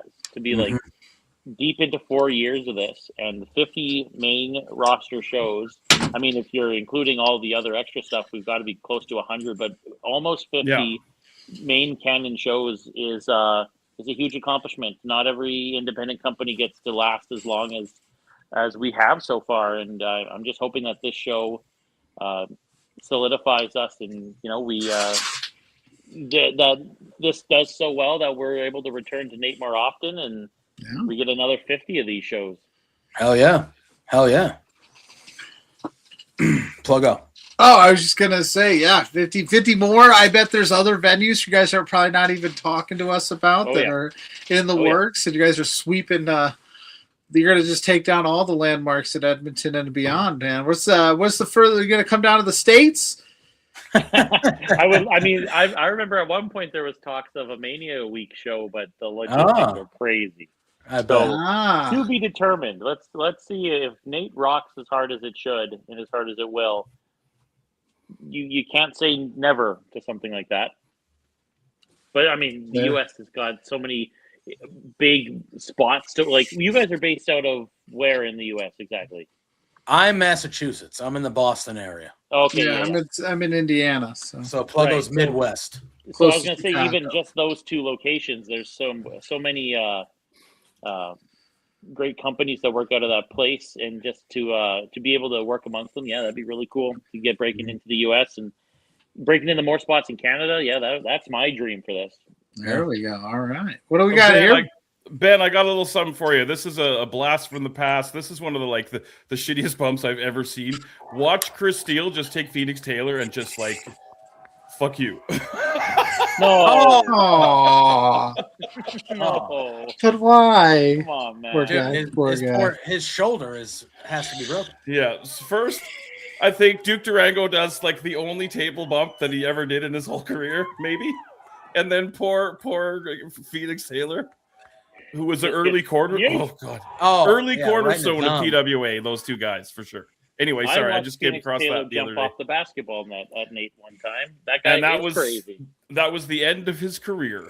That was truly the end of his career. He never should have gone the second time. But seeing that spot ends my career. Yeah. No, that wasn't the spot that ended his career. It was a different one. You know what I mean? I see those spots and I go, I'm good. Yeah, I'm all right. I'm good. Right. I did my one spot. I'm good. Right? That seeing things like that is how I know that would have been it for me. I would have been like, well, my shoulder popped out of socket, so I'm and I'm done. Yep. This is my first and last match here. Being tough is overrated, boys. No, I don't like it. That's why I ref, man. Yeah, and obviously we're talking about LPW 49, but Dustin brings up a good he says the afternoon clandestine show is also going to be a really, really good time. Saturday. We got that going on as well earlier in the day. So bring the weapons match going on in there. Scramble title match. Fans bring the weapons match, and I think there's a CWS title match as well, or it is the CWS. And I think there's a Tyler Breeze meet and greet as well. I don't know how you have to go. You have to go in between the shows. Let's say if you're in the area, like right here, it says it only takes. John over here says it only takes 10 minutes to get there. Well, you better be there, my man. Yeah, and the CWS show is only a tenner to get in too. So yeah, so CWS $10 you can get in. There's a meet and greet with Tyler Breeze in between, and then you get the massive LPW 49 show to cap off the evening with the load. It's just an all day affair. So if you're in the area, there's no excuse. I'm excited. To be making your way down to the NAIT there. So want to thank both of you for joining us. Yes, thank you for having me on here. It's absolutely a lot to talk about it. Yeah. We're excited. We wanted to make sure that we got you on to talk about it. And I know you guys are all super duper pumped for what's going to be, I don't know if you've already been emotional about it. I don't know if you will be emotional about probably when the bell's ringing before the show. I can imagine that you guys will be. But, oh boy, gross! I was just asking about this fool today. I was like, "Where's William Taylor been?" He's in Saskatoon, man. He's busy. I hope he doesn't even make it back. One of the worst people I've ever met. Wow. Like most people who come on this show, they actually treated me okay. They didn't treat Pluggo that well, but they treated me okay. You know, White Shirt can't speak Spanish. You what? know that? You know, White Shirt can't speak Spanish. No.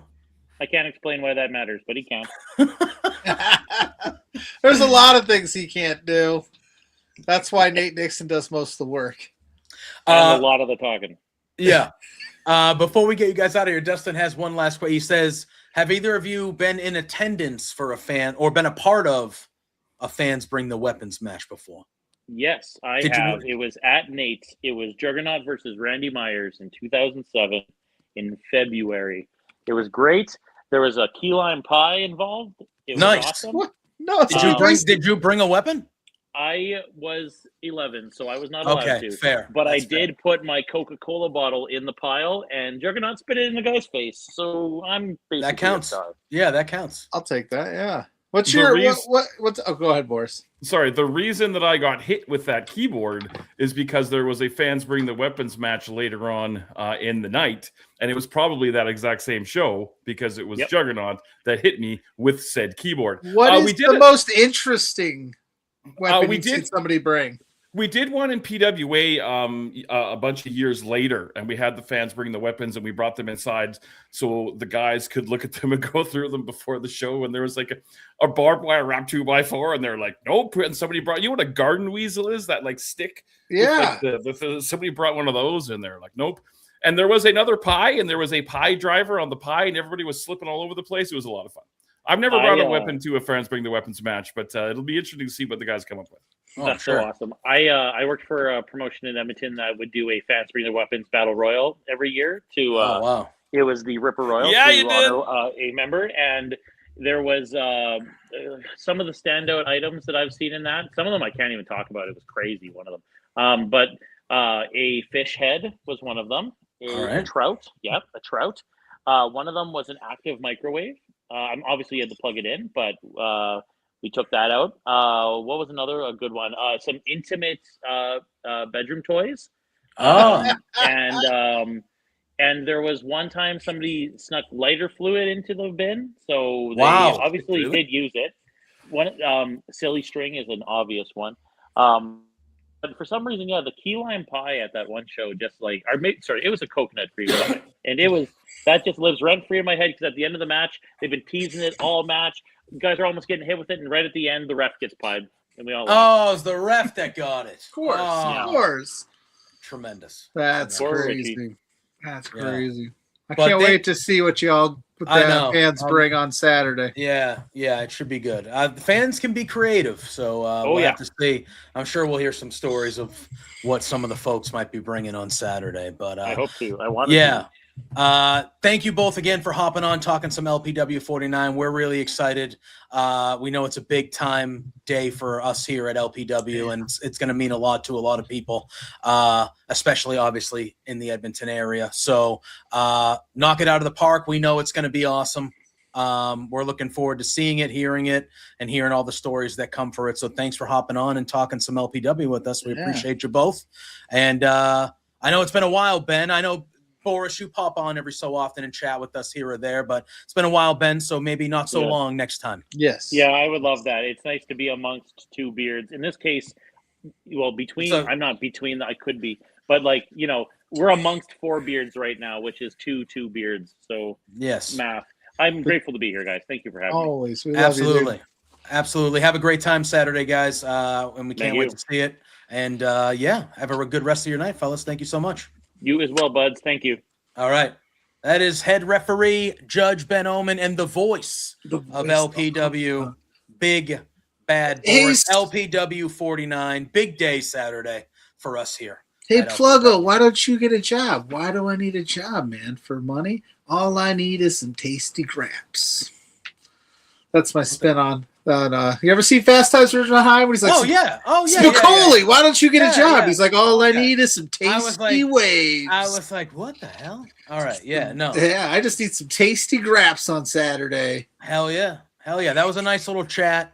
It's been a while. I feel like, obviously the way the wrestling world works, even here, I feel like earlier in the days of beards, we had a lot more LPW people on more often. Yeah, you know what I mean? Yeah. So it was nice to talk to Ben. The first handful of times he was on here, he was usually never saying good things.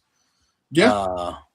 But good to see them obviously pop on. It's a big day Saturday for us here at LPW. So it's going to be a big time day. So Judge Ben Oomen, Big Bad Boris, thank you. So, all right, now we pivot.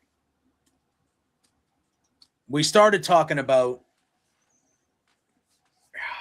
all right, tomorrow night. Listen, next weekend, obviously next Thursday, we're going to have a preview palooza here because we're going to have Night of Champions. We're going to have Slammiversary. We're going to have NXT Great American Bash, right? That's what it is. And then we have Forbidden Door. So we're going to be previewing and talking a little bit about all that stuff next week. But we're going to find out who are going to be in the finals of the King and Queen of the Ring for Night of Champions. Tomorrow night. Tomorrow night. We're going to find that out. Then starting, we already know the finals of the men with the Owen. We're going to find out tomorrow night who's going to be joining Mercedes in the on Saturday. Yeah, it's probably Athena. Probably going to be Athena. We have all this stuff going on. I know right before, as we were waiting for Ben to hop on, we started talking about the King of the Ring and how we see that going. I guess my question to you is, I feel like most of the conversations I'm seeing and most of the conversations I'm having, we all kind of feel like the winner of the King of the Ring is kind of automatically challenging Roman. Jay said he's challenging Cody. I was going to say, like, can Jay win and just challenge Cody? Yeah, I think he said that. I think he said as much. He's like, I'm going to challenge Cody. I'm going after Cody Rhodes, his former tag team partner, former tag team champions together. Although, you know, so then that way the bloodline could have Jay and Roman as head champs, and then poor Big Jim gets nothing, like always. Oh, speaking of, can I say something? Sure. How the hell did Big Jim, he comes out here, and I'm sitting here on Monday, and I'm like, is Big Jim the best member of the bloodline? Like, is he just under the radar? He's not booked as the best guy, but is he under the radar like the coolest guy in the blood? He seems like the most normal, level-headed guy in the group. Fatherhood will do that to you, dude. It's unbelievable. You got Jay. Now, don't get me wrong. I'm more interested in Jay's character now than I have been in a long time. I'm digging what I'm seeing from Jay, but he's a loose cannon. Roman doesn't know. Roman's still a jerk. Had poor Jacob Fatu kill Eric Andre on Monday out of nowhere. Listen, whoa! Eric Andre put his hands on Jacob Fatu first. That's touching his Ulafala, okay. Bro. That's on you, buddy. buddy. Well, I want to talk about that too. That's fine.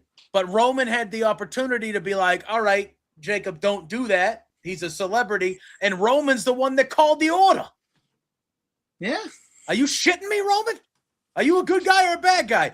Newsflash, I've been saying it for months. He's still a jerk. He's always been a jerk. He hasn't changed one bit. Not a one bit. No, he was handing out acknowledgments left and right. Can't say he's sorry. No. And of course he didn't. He like the Eric Andre thing. He was proving a point. He's like, I can turn this guy on and off whenever I want. Because he gave him a look like, don't do it. And then he was like, go ahead and do it. Yep. And Jacob Fatu, listen, Eric Andre, you shouldn't be putting your hands on people's Ulafalas, bro. That's fine. That's fine. You're there as a guest. You're not there to be listen.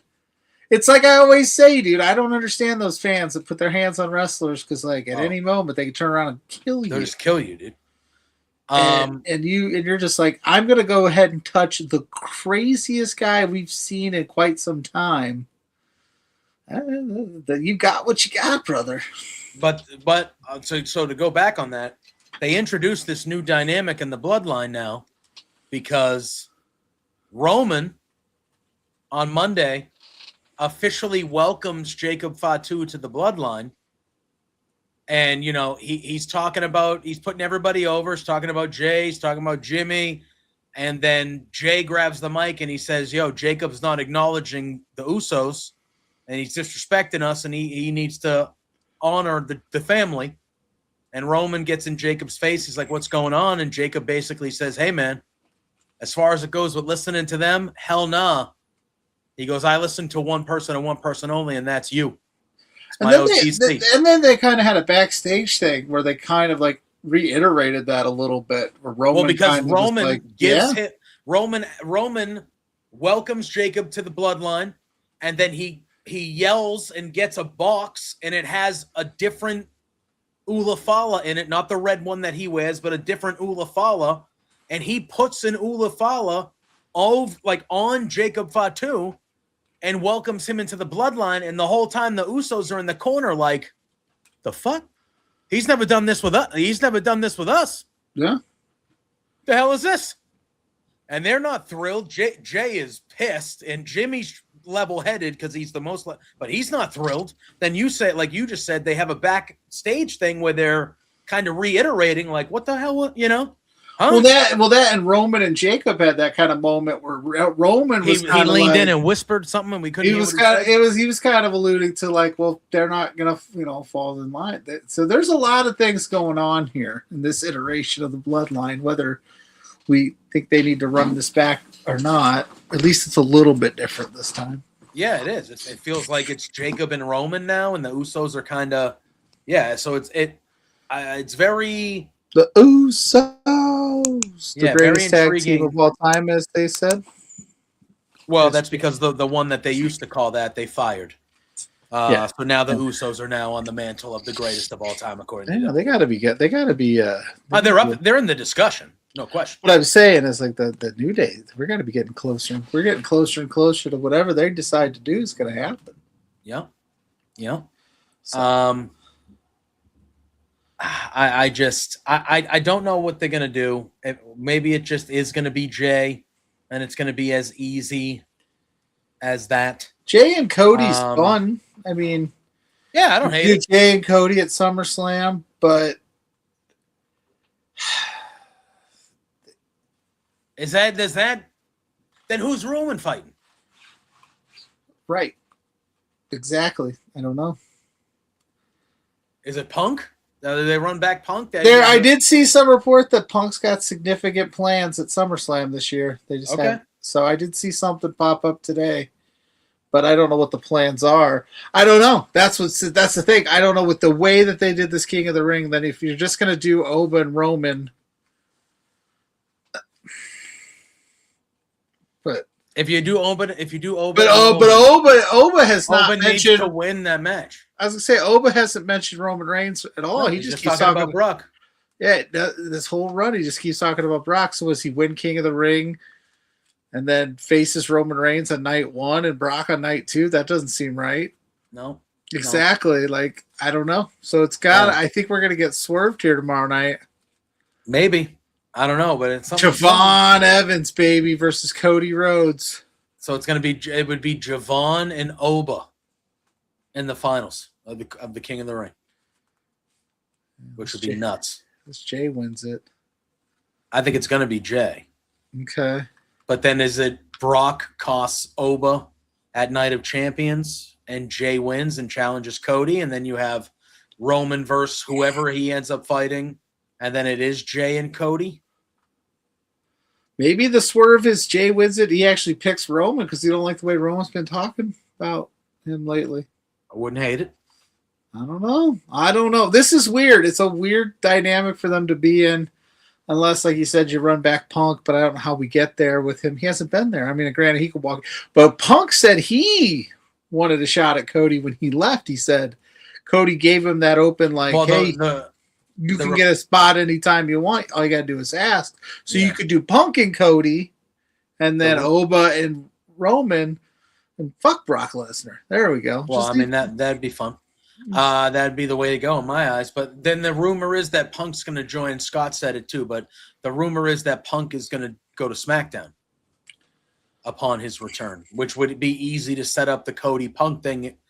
Because I think that's the matchup Mania next year for both. I think it's Cody and Punk at Mania for that whatever title is that. Because again, it's the same guys every year. So like I think that, and that's a big match. They teased it the night after Mania this year. Like that's a huge match. It's a match we haven't seen. So like I think that's the match for Mania involving them two. So getting them on the same show would make sense.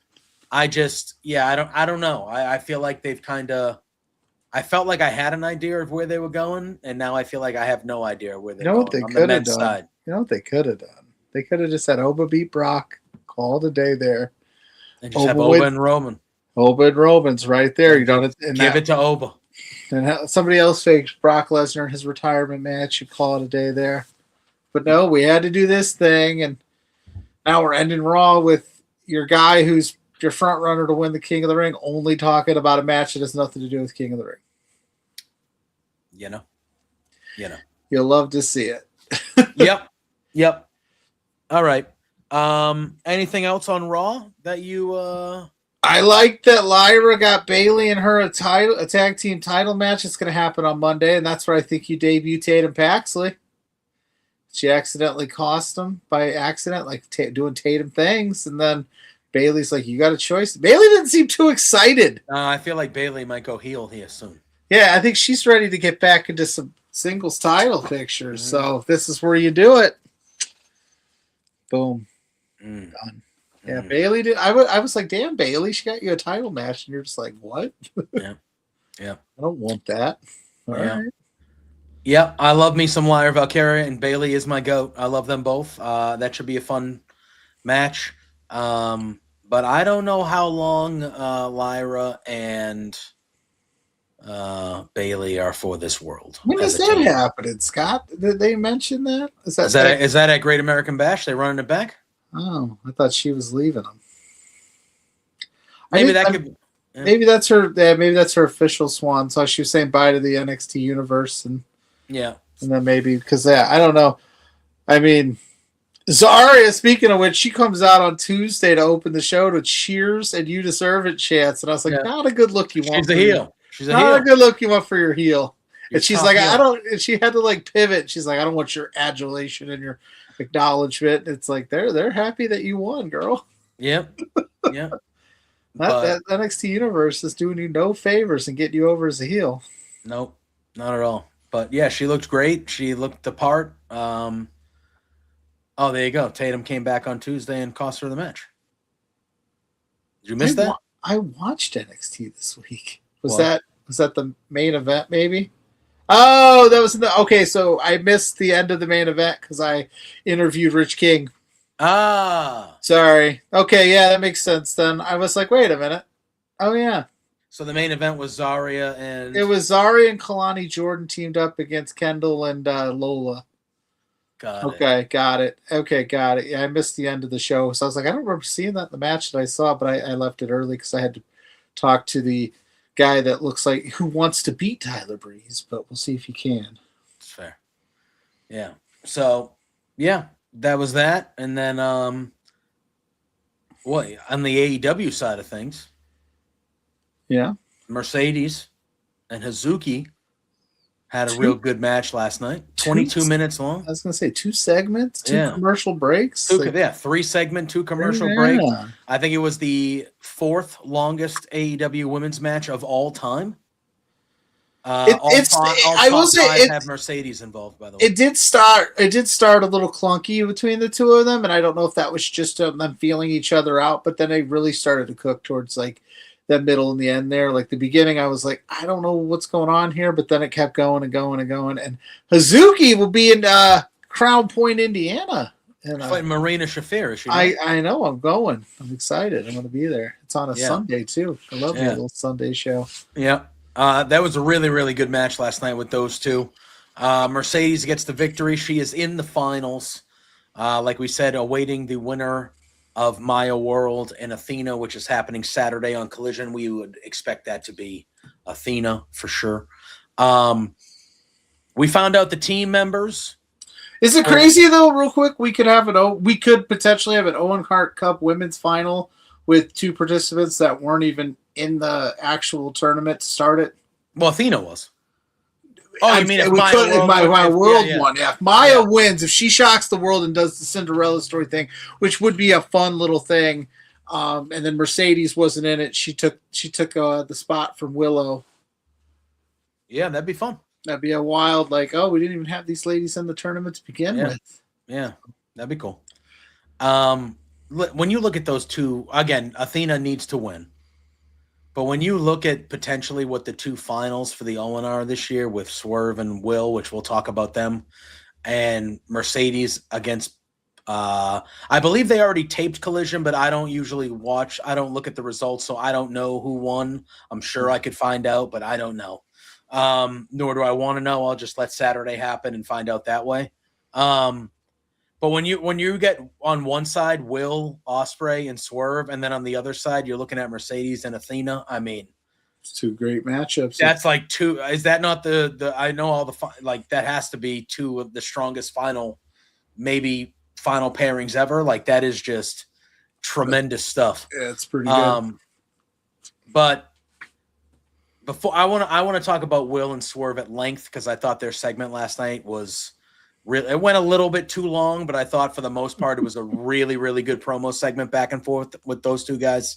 But we found out the teams for what I believe is being touted as the main event of Forbidden Door is the 6-on-6. Was it weird that they just ran it as a tag match yesterday? That's what I wanted to talk because that's what I thought. So the show starts with a cold open, and you got MJF and a stairwell with the Callis family. It looked like they were shooting a music video or something. It looked like they were doing promotional work.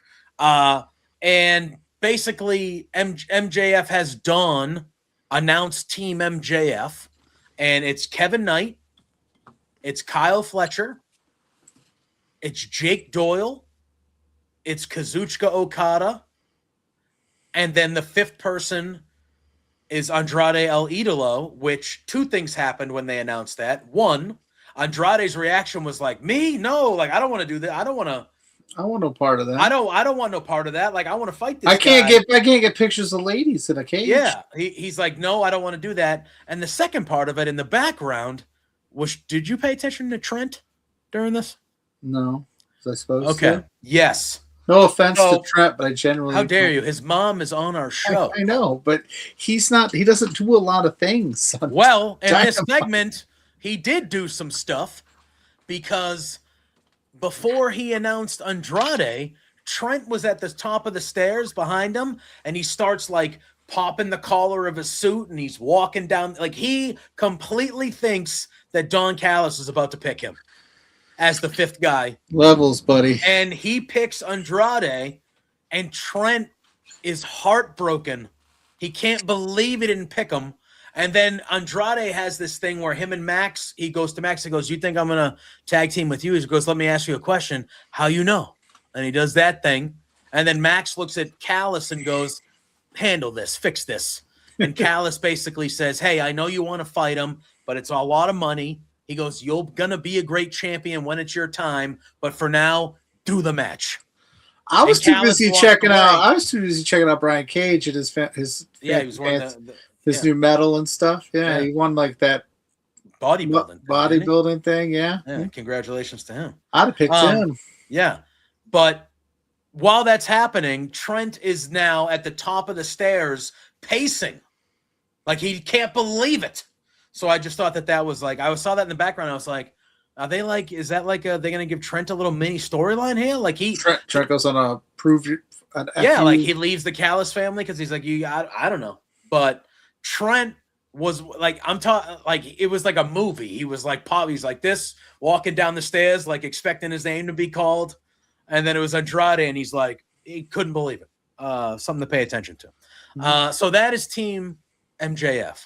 Then, like you said, very oddly, they're like, oh, by the way, we're just going to have a regular 12-man with this fucking... I'm like, why would you do that? And then they put the stipulation on it where, like, if you get disqualified, you're out of Forbidden Door. And it's like, but then nobody got disqualified, so, okay, we didn't need that. I don't know why. You could have just... Why didn't you...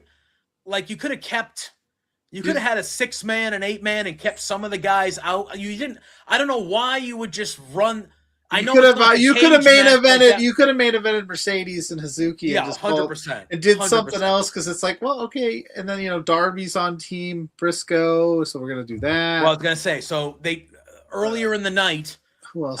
Fletcher and Okada take out Ishii, so he can't be picked.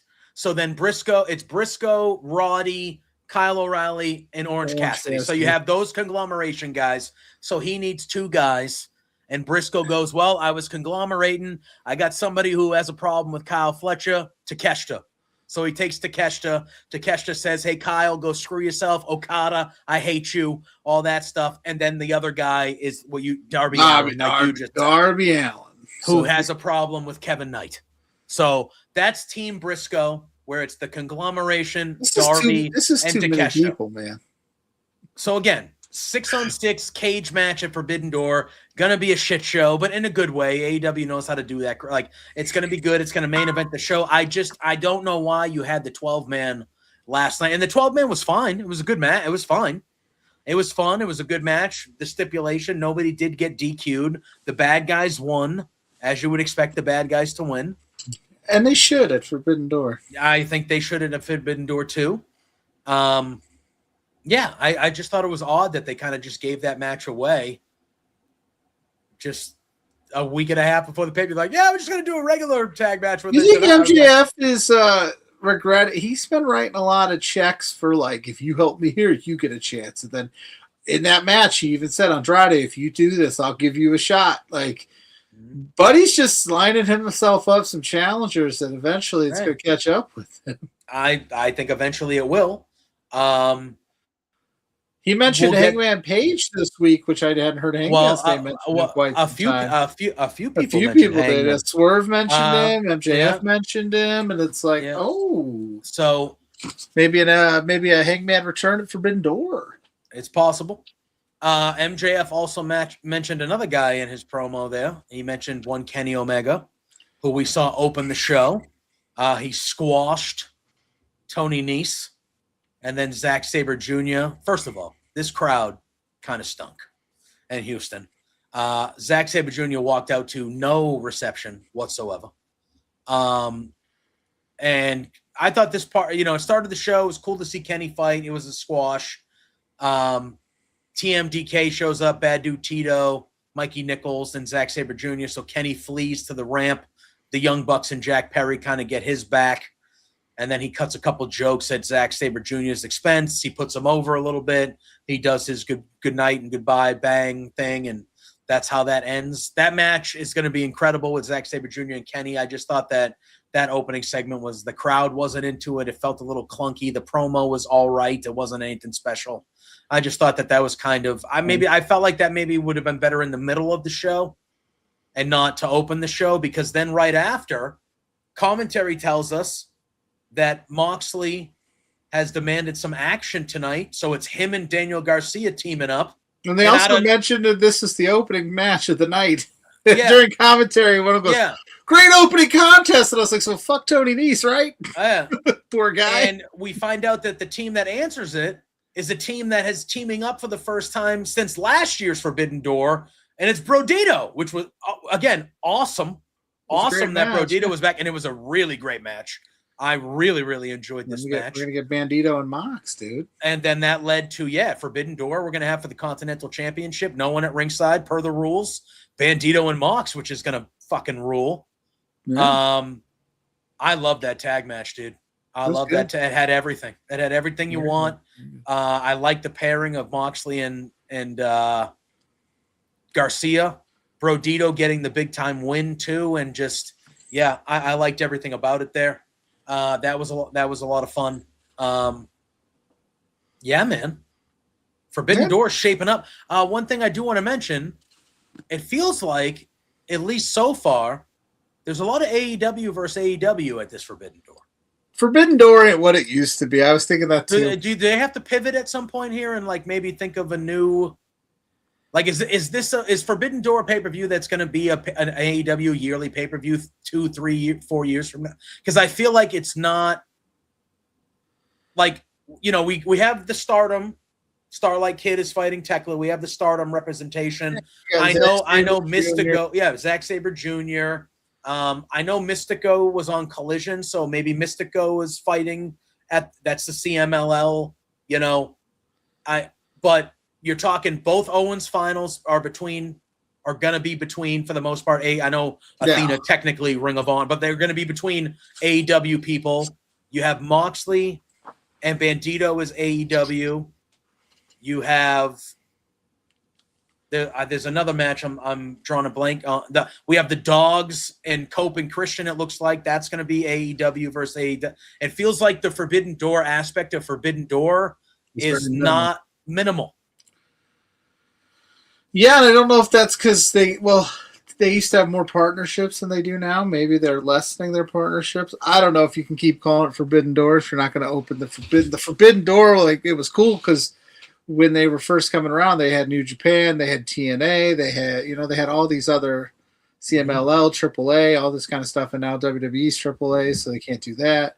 Who knows, man? Maybe they'll change it up, or I don't know how big the New Japan partnership really is anymore. I'm not sure, but yeah, I mean, you might as well put on a paper with people in your company, but yeah, just don't name it Forbidden Door anymore. Yeah. I don't know what you would name it then, but yeah, we'll see. Maybe they'll get back to it. I mean, TNA just announced a partnership with OVW. I saw that. They're going to be like a developmental form, aren't they? I guess so. What's happening to TNA? Everybody's jumping ship, man. Well, all right. I do want to talk about that. I want to talk about that last. Okay, we'll move. So let's talk about Swerve and Ospreay because I thought that this was really good. They had a back and forth. Ospreay comes out first. He talks about he got married over the weekend. Congratulations to the two of them, him and Alex Windsor. He said he should be on his honeymoon right now, but he's got a good wife, and she said, "I know you got a dream. Go do that." And he brought her upstairs, and he took care of business. And I saw some. Had to get to Houston. Listen. God damn it, Will. I laughed it off. I thought it was just him trying to be, I know some people everyone's allowed to feel how they feel about it. I thought it was harmless for the most part, but I am, whatever. But this was really good, I thought. That'd be like me going like, oh, I just finished up with this Pluggo and had to jump on Beards, man. I'm gonna give the fans what they want. Yeah. Just left her upstairs, had to catch a flight. Yeah, relax. Yeah. Relax. Well, we get it, buddy. You're newlyweds. Good for you, newlyweds. That's what you do. All right. So they should have panned to her reaction backstage. She might not have been there. They could have they would have been if he would have known they was gonna say it. Like, hey, I just need you to she'd be like, oh, William. I bet she calls him William. Yeah, I bet. So Ospreay comes out first. Swerve comes out. Ospreay starts. Well, Swerve oh, Jesus, Lou. Swerve starts, and he goes, "Hey, man, what's the deal? Like, been a year, no text, no phone call. I've been keeping an eye on you." What is with wrestlers and not calling and texting each other? If I had $1, JPJ, for every time I heard that in a promo, we'd be rich. 100%. Call each other, text each other. Jesus right? Christ. Yeah. He goes, you don't see what's changed. He goes, but Swerve says you've changed, and Ospreay's like, I haven't changed. He goes, I wear the same outfits. He goes, my hair's a little better, but he goes, something's changed about you. It's not Nana. It's not your wardrobe. He's like, no. He goes, but we do have a little bit of a problem. He goes, because for last year, everything we did to fight off the Death Riders, to get the belt off of them, and to do all that. And he goes, and now you're palling around with them, and you're friends with them, and you're doing all this stuff. And he goes, and you really haven't given anybody an explanation. He goes, I don't know. Your friends don't know. Your wife doesn't even know. He's like, I don't get it. What's going on? He goes, everything we fought, this is what you told me we fought for last year. And Will says, hey, I haven't forgotten what the Death Riders did to me, and I haven't forgiven them either. He goes, I just had to let it go and accept help. He goes, my training's good. My neck feels good. The stuff I'm doing with them is working, and all this stuff. He goes, but I got a question for you. A year ago, when we were at that, he goes, I came out here. I saw Kenny Omega trying to climb into the cage. The Ops trying to climb into the cage. He goes, Darby Allin, the geezer can climb Mount Everest, but he can't climb into the cage. He goes, I saw all those guys climbing into the cage to help me and help the cause. I didn't see you. Yeah. And he goes, but I watched it back when I was home recovering, and you were out there, and you did do it. And he goes, but why didn't you help me? Why didn't you help me? Didn't and then let him answer, dude. No, he goes to answer. He slaps the mic out of his hand. and he starts leaning into how Forbidden Door is, he's going to get to Wembley, which if, and teachers in school would ask every English boy like what their dream was, and their dream was kicking the winning goal at Wembley.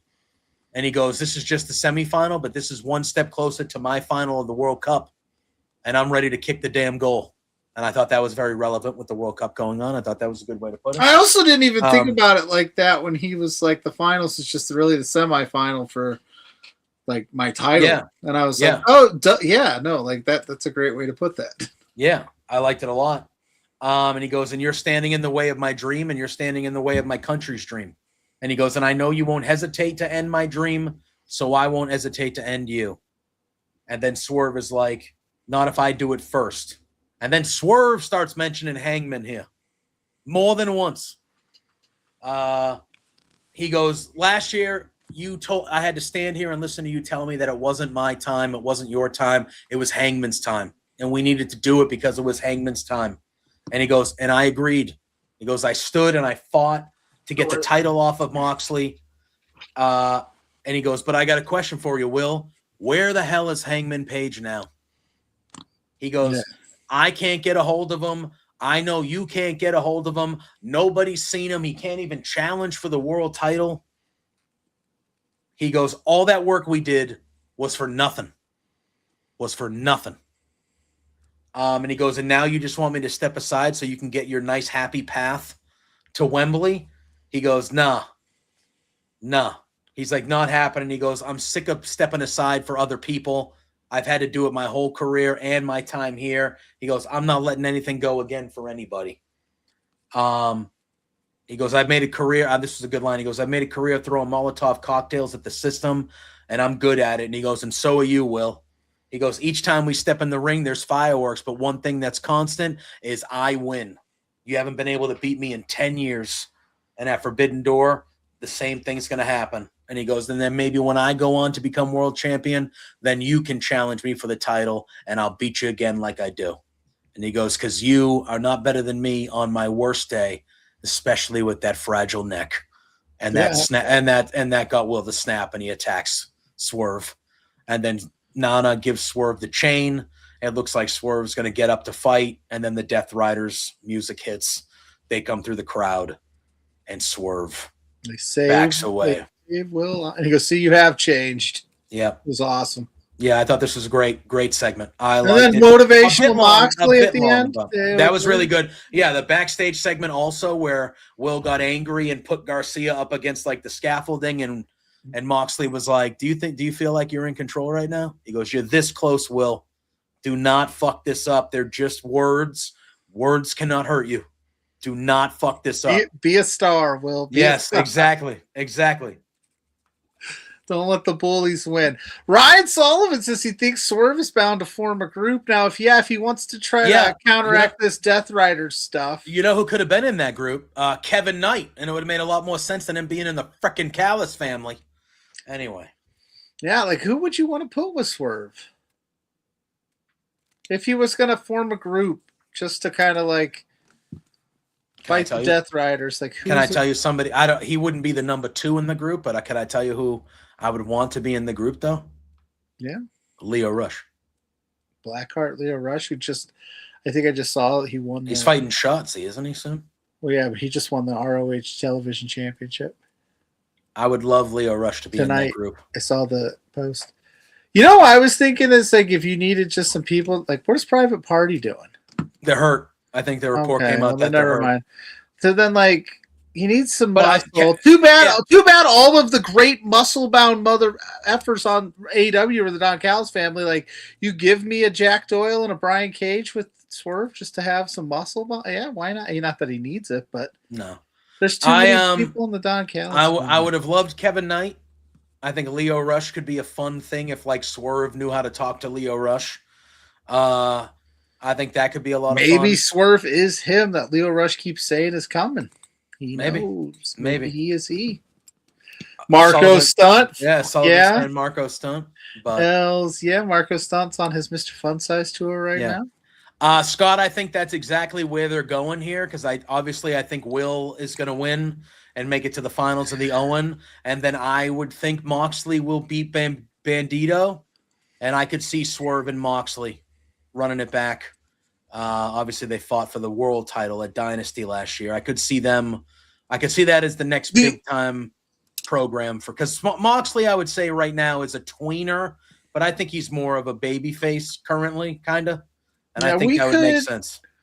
The way you could do that is you would have to, and we could talk about like more in depth about the predictions on side of things, but it would have to be like Will's going to need to beat Swerve in a very John Moxley-esque way where Swerve like, that's not the Will Ospreay I know, and he's like, I'm going to cut the head off the snake type thing, right? So it's got to be something that he's going to have to win by some any means necessary type John Moxley shit to piss Swerve off, but we'll see. It'll be good. It'll be good all the way around. I really liked that last night. I thought, like you said, I thought Dynamite started off a little slow, but I thought all the matches were good. It had three. It had three. The tag match, the women's match with Hazuki and Mercedes, and the main event. As much as we were kind of like, why would you do it? It had three really good to great matches on the show. Yeah, and they pushed a lot of Forbidden Door stuff. The Swerve Ospreay stuff was good. I had a good time last night. Yeah. All right, in a few minutes before we get out of here, you did mention TNA. Hey, what's happening over there? Like everybody's leaving. We don't talk a ton of TNA. We will talk about Slammiversary next week. Steve Macklin's left a couple weeks ago.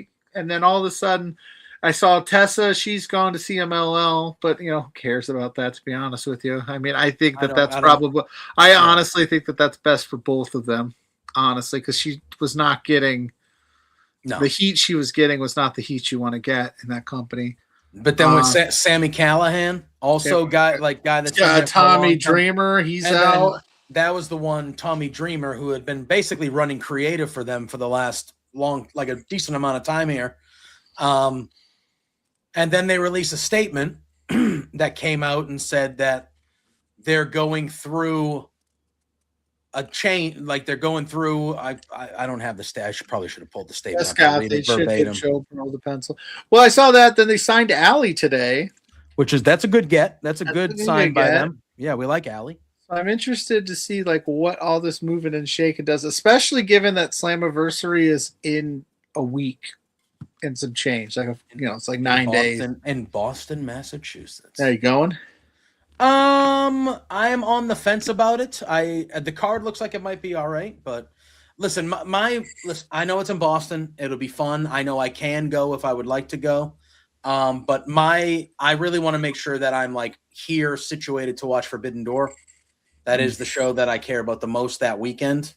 So we'll see. I think it's going to be a game time decision. Like I'll make that final decision by like, I saw that Sammy Callahan did tweet and he said, I thought I was getting the phone call to get promoted to creative. And he's like, I guess not. But maybe I'm not doing enough justice and not following enough TNA, but I'm just like all of a sudden you just kind of see where there's smoke, there's fire, and then there's a major pay-per-view in a couple of days, and you're just like, you're making all these decisions. That Santana's on his rumors are running wild that he's on his way out as soon as his contract is up, he's gone.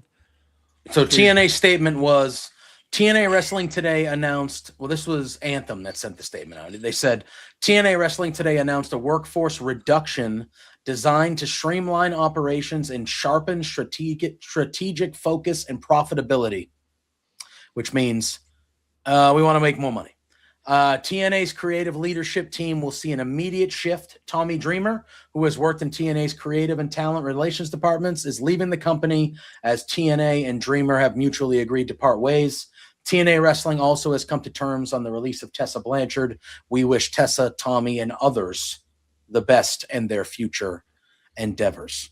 Tasha Steeles was also signed by TNA as well. That's another good signing by that. Re-signed. So to me, I'm going to tell you this. I know that's which means WWE bias. Please. Well, and I was just going to say, I would not be shocked if at Slammiversary they make an announcement that WWE has acquired them. I would not be shocked at all. Yeah, and I was also gonna say, like, I know that I'm sounding like, oh no, this is the death of TNA, but they've been through this so many times, and they keep figuring out a way. Like, they keep figuring out a way to stay. I don't want to relevant might be a strong term, but they keep figuring out a way to stay alive and stay afloat. And if WWE were to acquire them, I would be interested to see what that means going forward. But that is the name of the game.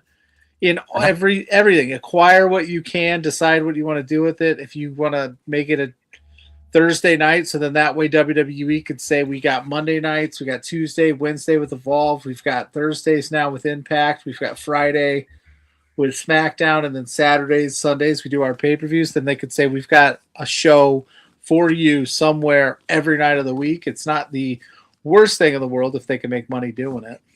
Yep.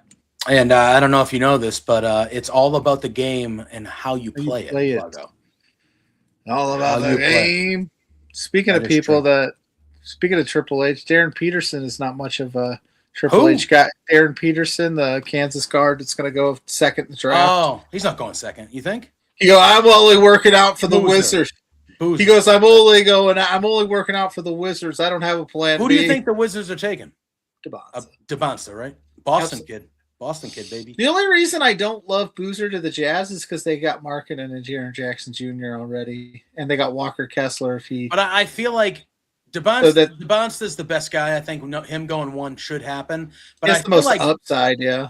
I feel like Boozer is to me, Boozer is going to be the most productive guy right out the chute. Like he's got the lowest. Already a made product. He's got the lowest ceiling, though. Yeah. And that's not a bad thing. That just means that he's not going to, grow more than you could maybe see. Like Peter, the only problem, Peterson's got too many red flags. I just thought that was funny this week. He's like, "I'm only working out for the number one team. I'm not working out for anybody else." And I was like, not much of a Triple H guy there. Oh, huh? Why did he say something? No, I just because Triple H always has a plan B. Oh yeah, it's true. It's true. Everything is wrestling, buddy. Everything is wrestling. It's true. And then there was not a report, but D'Lo. Somebody said that the Rock and Triple H don't get along behind the scenes. I read that when whatever. But that's for another day. So I don't know what's going on with TNA. Well, they gotta figure that out because they're on the board together. Yeah, Joe Pearl was on the hump with SRS and John Alba this Wednesday talking about it. Obviously, some stuff is going on, but I think Drew is definitely leaning in the right direction. I think downsizing, getting rid of people that make a lot of money, that you are doing that happens a lot when you are looking to be acquired or you are looking to, there is an acquirement happening in place. You downsize, you trim the fat and you get rid of some people. And I would have, if we're being completely, I don't know. Because again, I don't pay too much attention. I'd have to ask. I don't know if AMC is happy with the return on investment that they made. I'm not sure. You know what I mean? I don't know if the numbers are doing well enough to know, to warrant it. And eventually they're going to be like, we want out. But who knows? Yeah. We'll see. It's going to be an interesting couple of weeks. It is. But we will be here 8 p.m. Eastern next week, and it's a big week. It's the NBA draft will be happening as we're live next week, round one. So we'll probably be paying attention to that a little bit because it is the most loaded draft. At least the top 8, 9 is the most. I would say at least 6. Like it's 6, 8 deep. Like it's one of the deepest. There's a lot of while. Rumors flying around leading up to it, which is always fun. You never know where Jaylen Brown's going to end up. Well, we'll see. We'll see. Could be LA, could be Atlanta. I don't think it will be Milwaukee, regardless of what happens. But it's going to be. I think Giannis is going to end up in Miami, but if he ends up coming to, if he should want to end up in Boston. I think that Brad Stevens is trying everything in his mother to get Giannis without giving up Jaylen. Yeah, no, that would be the smart. That would be the play. I think that's what he's trying to do. That would be the play. Trying to get those guys to be the 3 guys.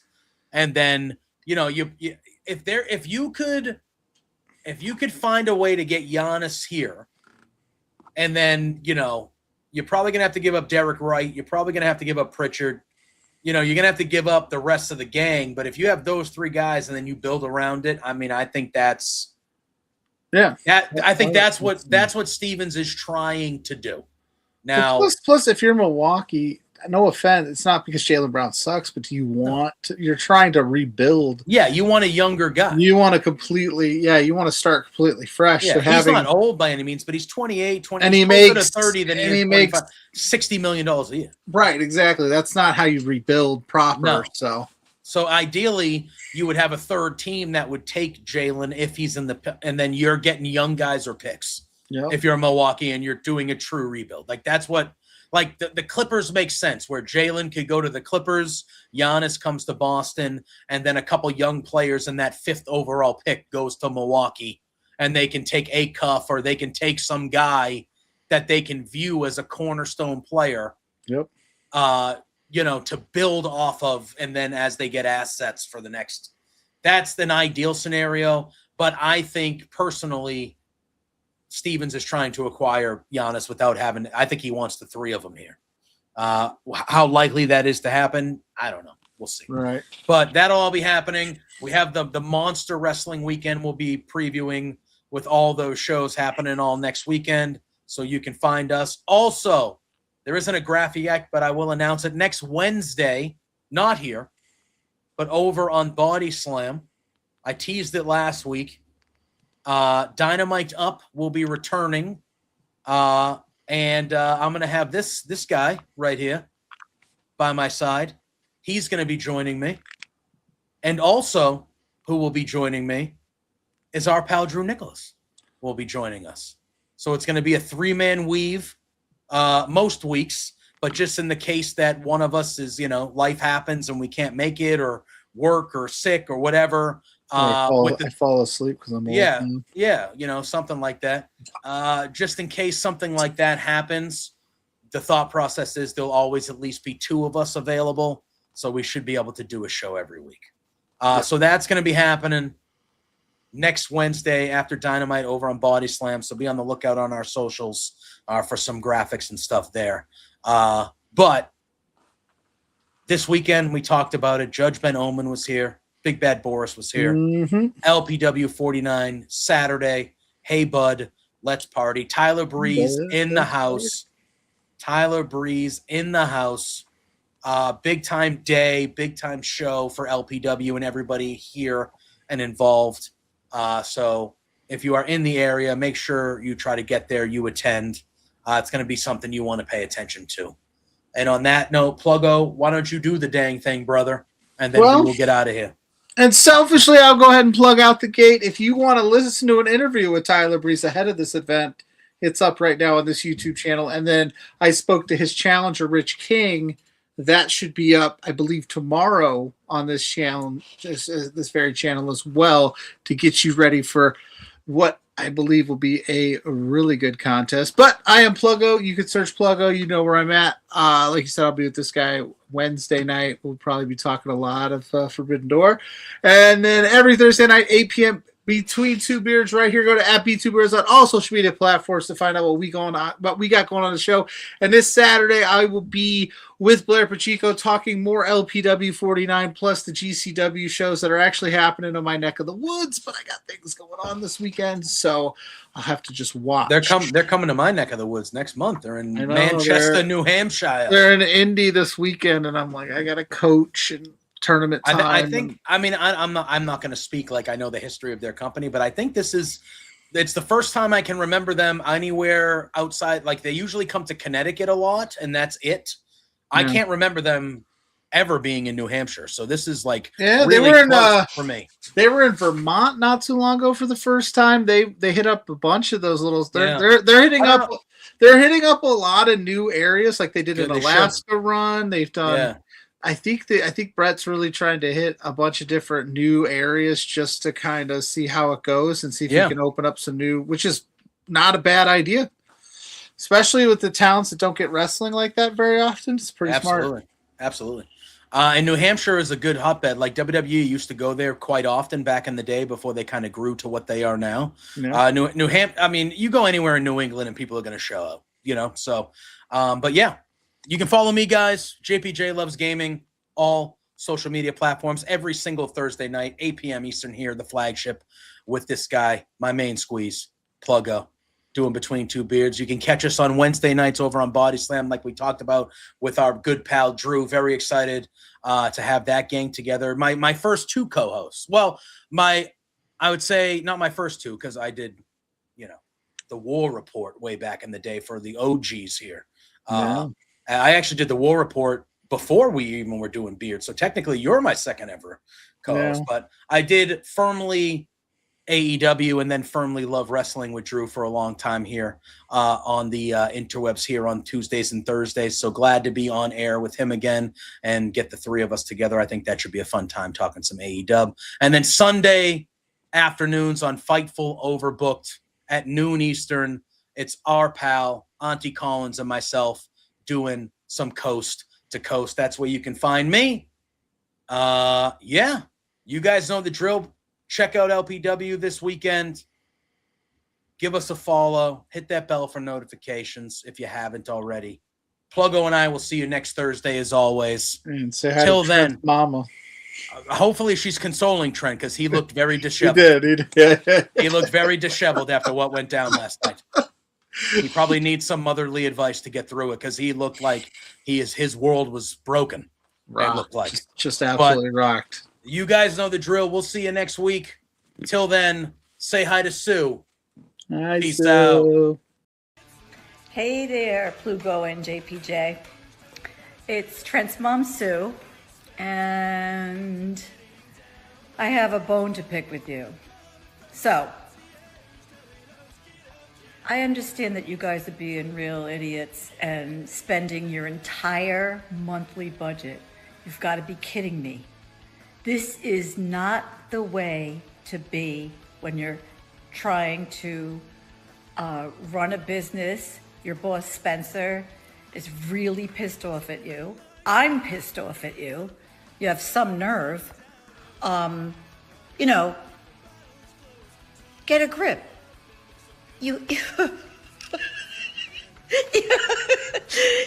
have to control yourself. You can't just go out and spend all the money that you're making, you two beards guys.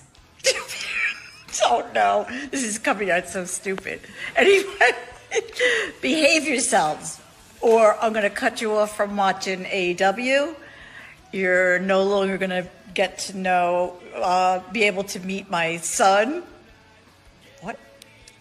Or me. I'm sorry, this is like, I don't know. Anyway, thanks so much for being fans. Watch yourselves. Knock it off.